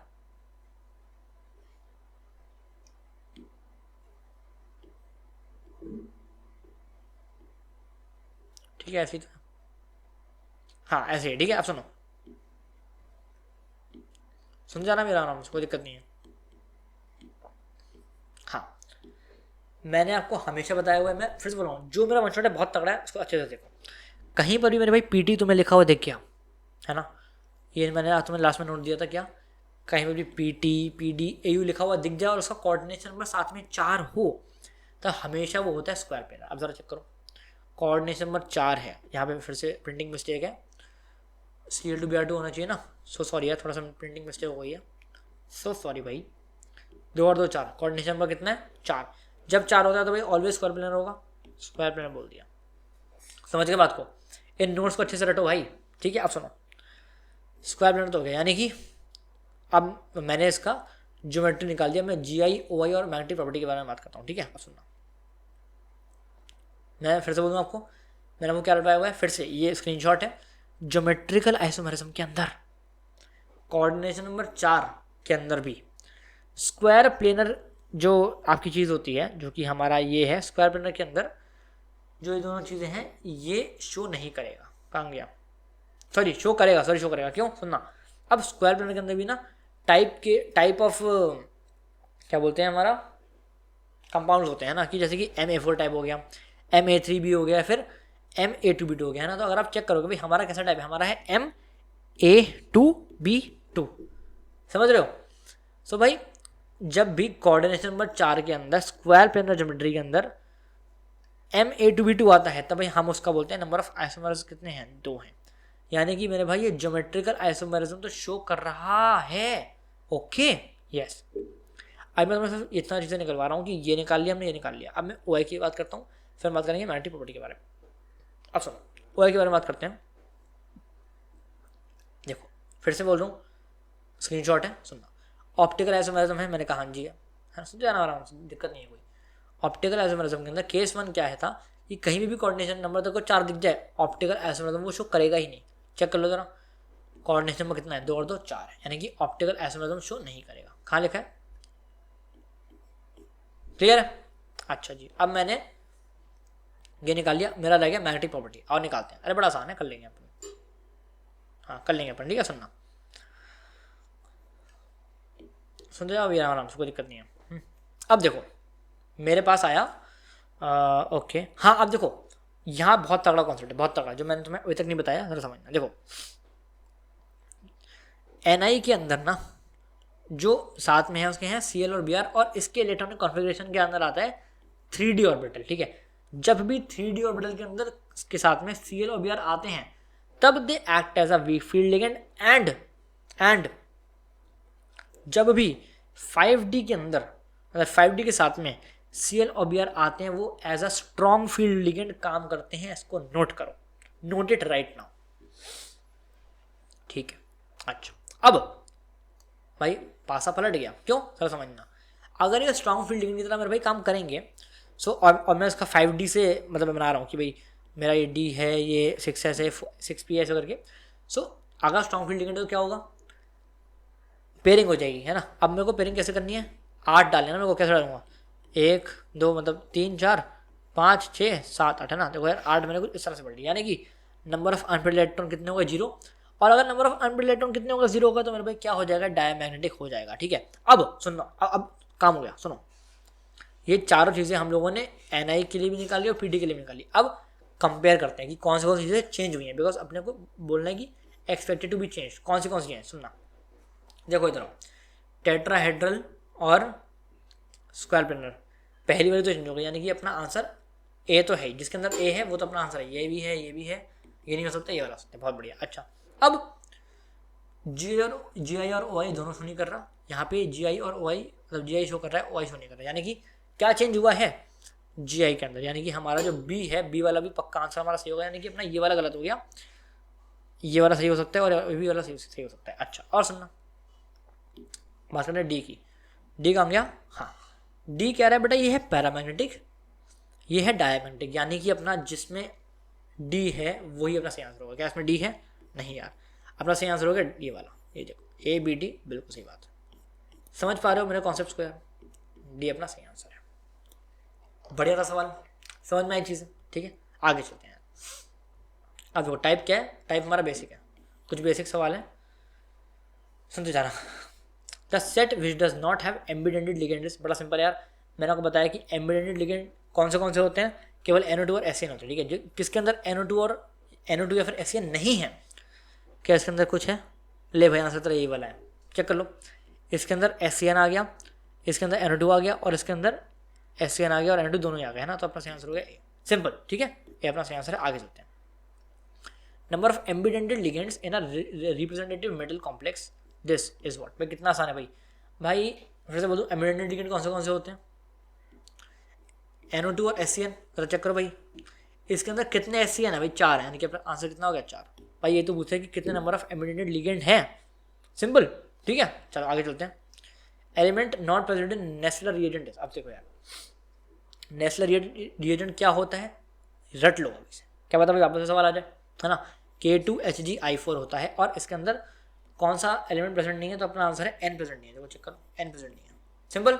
आगे चलते हैं यार,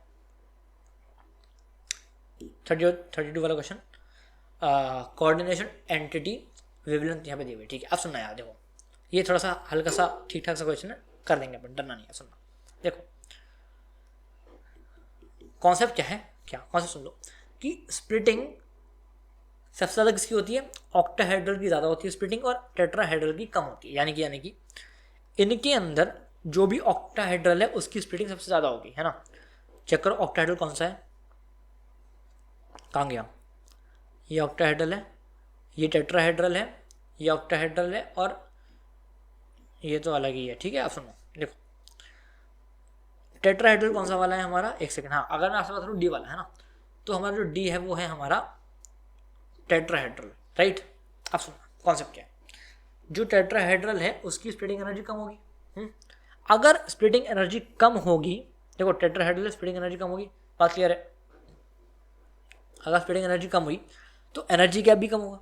अरे भाई स्प्लिटिंग एनर्जी क्या होती है यार, एनर्जी गैप है ना बेसिकली, अरे स्प्लिटिंग एनर्जी क्या होती है, ये हमारी जो एनर्जीज है स्प्लिट हो गई, ये देखो अब एनर्जी गैप ही तो है बेसिकली, है ना। तो अगर स्प्लिटिंग एनर्जी कम है तो मेरे भाई एनर्जी गैप भी कम होगा। अब मैं क्या बोल रहा हूँ, E=AC/λ होता है, अगर तुम्हारा एनर्जी गैप कम है तो लैम्डा तुम्हारा ज़्यादा होगा, यानी कि इन सब में सबसे ज़्यादा जिसका लैम्डा है उसी का करस्पॉन्डिंग डी वाला आंसर होगा, यानी कि सबसे ज़्यादा किसका है, डी का 4 हो जाएगा। समझ में आ रही है, वो इन सब के अंदर से 600 सबसे ज़्यादा है, क्लियर। तो भाई डी का तो 4 हो गया, बहुत बढ़िया। अब मैं चलता हूँ इस पर, ये करेगा, ये करेगा 6, कोऑर्डिनेशन में तुम्हारा यहाँ पे 6। अब सुनना एक और कॉन्सेप्ट है क्या कि स्प्लिटिंग जो है ना वो ज़्यादा होती है स्ट्रॉन्ग फील्ड लिगेंड के अंदर और कम होती है वीक फील्ड लिगेंड के अंदर, ठीक है। अब जरा चेक करते हैं, ये तो हमारा हो गया है ना, ये और ये इन तीनों में से भाई सबसे ज़्यादा स्ट्रॉन्ग फील्ड लिगेंड कौन सा है, Cn है कि नहीं है ना बोलो, यानी कि सबसे ज़्यादा स्प्लिटिंग होगी इसकी Cn की, राइट। अब सुनना, Cn स्ट्रॉन्ग फील्ड लिगेंड है, क्या बोलते हैं, एनर्जी सबसे ज़्यादा इसकी होगी, क्यों? अगर स्प्लिटिंग सबसे ज़्यादा तो एनर्जी क्या सबसे ज़्यादा इसका, है ना। अगर एनर्जी का सबसे ज़्यादा, देखो अगर एनर्जी का सबसे ज़्यादा तो लैम्डा सबसे कम, तो लैम्डा सबसे कम होगा, ठीक है। अब यानी कि क्या है, इन सब के अंदर देखो कि भाई लैम्डा सबसे कम किसका है, तो 310 है ना, यानी कि सी का हो गया 1, चेक कर लो, सी का 1 हो गया। समझ पा रहे हो कॉन्सेप्ट को? तगड़े कॉन्सेप्ट नहीं है कुछ, बहुत ही सिंपल लेमन कॉन्सेप्ट है, ठीक है। अब सुनो, NH3 और NH3 के अंदर बात करते हैं, ठीक है। बेसिकली क्या है, बेसिकली समझे जाना कि यहाँ पर NH3 है, यहाँ पे भी NH3 है। बताता हूँ, देखो यार, NH3 है भाई एक strong field ligand, but not more than Cn। Sir आप चेक करो क्या कि जो NH3 है ना वो स्ट्रॉन्ग फील्ड लिगेंड तो है, but it is not more stronger than Cn। अच्छा जी, सो अगर एनर्जी इसकी, मतलब अगर इसकी एनर्जी 2 से बड़ी है, समझ लो कि 2 एरो से मैंने दिखाई है, तो एनर्जी इसकी थोड़ी सी ज़्यादा है ना। अगर थोड़ी सी ज़्यादा तो इसकी वेवलेंथ भी तो थोड़ी सी कम होगी मेरे भाई, यानी कि 300 से अगला थोड़ा सा ज़्यादा कौन सा है, 475। और ये हम किसी बात कर रहे हैं, वेवलेंथ की बात कर रहे हैं। बात क्लियर हो रही है क्या मेरे प्यारे दोस्त? ठीक है, अच्छा ओके। अच्छा और एक बात और सुन लो, है ना, कि बेसिकली बी का हमारा हुआ है ना, हाँ अच्छा, कि हम लोगों ने बेसिकली यहाँ पे NH3 निकाला है ना, लेकिन मेरे भाई NH3 तो सुनते थे ना, NH3 तो दोनों के अंदर ही है, बट अभी देखो कि ज़्यादा NH3 इसके अंदर है। देखो NH3 यहाँ पे 6 है और यहाँ पे 5 है, राइट। सो हम जो निकाल रहे थे अभी, हम जो बात करते हैं, हम बात करते हैं बी वाले के लिए, राइट, क्योंकि NH3 ज़्यादा है इसमें, राइट। चलो हमारा इसी तरह से बी का हो जाएगा 475, ठीक है। सो अपना आंसर है 475, ठीक है। अच्छा और अब जो बचा भाई उसका हो जाएगा कि आपका जो COCl-NH3 है वो हमारा 535 हो जाएगा, ठीक है। समझ में आ रही है बात, है ना। चलो अब अपने को मतलब जो मैंने तुम्हें मैच कराया, देखो चेक कर लो, डी का 4 है, सी का 1 है और बी का 475, मतलब आपका जो ओवरऑल जो आंसर आएगा वो आएगा ये वाला, ठीक है। समझ तो पाया होना इस वाली बात को, है ना। इसलिए आपको समझ गया ना कि मैंने, जैसे कि जब मैंने बी वाले को चेक करा तो NH3 था, स्ट्रॉन्ग फील्ड लिगेंड है ना, बट इतना ज़्यादा स्ट्रॉन्ग नहीं था कि इससे इसको पीछे छोड़ दें, है ना। समझ रहे हो? सो एनर्जी अगर ज़्यादा है इसकी तो इसकी थोड़ी सी ही ज़्यादा है, अगर इसका वेवलेंथ थोड़ा सा ज़्यादा, कुछ ज़्यादा ही कम है तो उसका वेवलेंथ कम है, बट इससे ज़्यादा कम नहीं है। समझ रहे हो? मेरे वर्ड्स पे मत जाना, मेरे इमोशंस पे जाना, राइट। सो सी का अगर 1 है तो भाई बी का 475 ही होगा, समझ रहे हो ना। ठीक है, चलो अगले सवाल पे चलते हैं। 33, the total number of mole of AgCl precipitated on addition of excess AgNO3 to 1 mole of each of the following complexes। बड़ा सिंपल है, देखो आप समझो कि AgCl का प्रेसिपिटेट बनाना है आपको, ठीक है, और एक एक मोल है सबके। मैंने कहा ठीक है कर देंगे यार, बहुत सिंपल है। AgCl कैसे बनेगा, इसको तोड़ो, और कैसे तोड़ोगे, प्लस और माइनस में तोड़ोगे। अच्छा इसके अंदर कितने Cl है, एक Cl है, यहाँ से आ जाएगा एक Cl से आ जाएगा एक, 2 Cl है यहाँ से आ जाएगा 2, यहाँ पर है यहाँ पे, अच्छा यहाँ पे एक भी नहीं आएगा, क्यों, बिकॉज ये एनडीडी के अंदर है, राइट। और यहाँ से आ जाएंगे 2, यानी कि 2 और 2 4, 4 और 1 5, यानी कि अपना 5 सही आंसर है। समझ पाए? आगे चलते हैं। अब देखो कह रहा है 34 कह रहा है the sum of bridging carbonyl in WCO6 and Mn2CO10 is what. बड़ा आसान, देखो समझो, पहले समझो कि ब्रिजिंग कार्बोनिल का मतलब क्या है। देखो यार इन पर्टिकुलर कोऑर्डिनेशन कंपाउंड के अंदर ना क्या रहता है, आपका मेटल लिगेंड मेटल, मतलब बेसिकली जो ब्रिज होता है कि भाई आपका ब्रिज है ये, है ना, कार्बोनिल ब्रिज। हम इसलिए आपका रहता है कि 2 मेटल हैं और बीच में भाई आपका ये लिगेंड है, राइट। बट आप समझो कि क्या इसके अंदर कभी ये ब्रिज बन पाएगा? अरे बेटा क्यों नहीं बन पाएगा, बताता हूँ क्यों। बिकॉज यहाँ पर भाई 2 मेटल हैं और इसके पास तो भाई मेटल तो है ही नहीं, इसके पास भाई W जो है वो एक ही मेटल है ना। अगर भाई 2 मेटल है, आई मीन अगर इसके पास 2 मेटल हैं और एक ही यहाँ पे मेटल हमारे पास दिख रहा है, सो इसके पास तो कभी भी ब्रिजिंग कार्बोनिल हम कभी कर ही नहीं पाएंगे, राइट। अच्छा जी, अब बताते हैं Mn2CO10 के बारे में, ठीक है। Mn2CO10, 1 मिनट रुक जाना मेरे प्यारे दोस्त।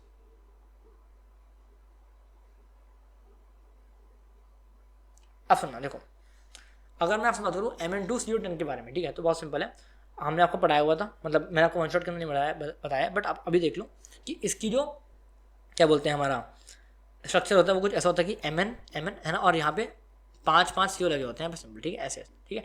सो बेसिकली अब चेक करते हैं कि इसके अंदर ब्रिजिंग कार्बोनिल है क्या, बिल्कुल नहीं है भाई। क्यों? भाई ब्रिजिंग कार्बोनिल कुछ ऐसे होते हैं, क्या तुम्हें दिख रहा है कि कुछ ऐसा करके यहाँ वाला, नहीं यार, बिकॉज मेटल कार्बन के बीच में होना चाहिए ब्रिजिंग कार्बन, राइट। सो भाई कितने सम ऑफ ब्रिजिंग कार्बन कितने 0 है, बिकॉज ना इसके अंदर है ना इसके अंदर है। सिंपल है, आगे चलो। Okay, yes yes yes. So भाई देखो फाइनली हम लोगों ने इस चैप्टर को खत्म कर चुके हैं, ठीक है। कोऑर्डिनेशन कंपाउंड बनाने के लिए बहुत मेहनत लगी है, ठीक है। और मैं आपको सच बताना चाहता हूँ कि आपके पास जो सवाल आएगा जेईई मेन के अंदर वो आपका CFT या फिर VBD के अंदर से ही आएगा, ठीक है। सो उसको अच्छे से याद करके रट के जाओ, है उसके ऊपर सवाल लगा लो और मतलब देख सकते हो प्रीवियस क्वेश्चन को, है ना। बट आई थिंक कि मैंने तुम्हें जितना करा दिया है यहीं से आएगा सवाल, ठीक है। कोई दिक्कत नहीं है, कर दोगे तुम, ठीक है। और हम लोग मिलेंगे यार नेक्स्ट वीडियो के अंदर, तब तक के लिए ओके बाय, मिलते हैं।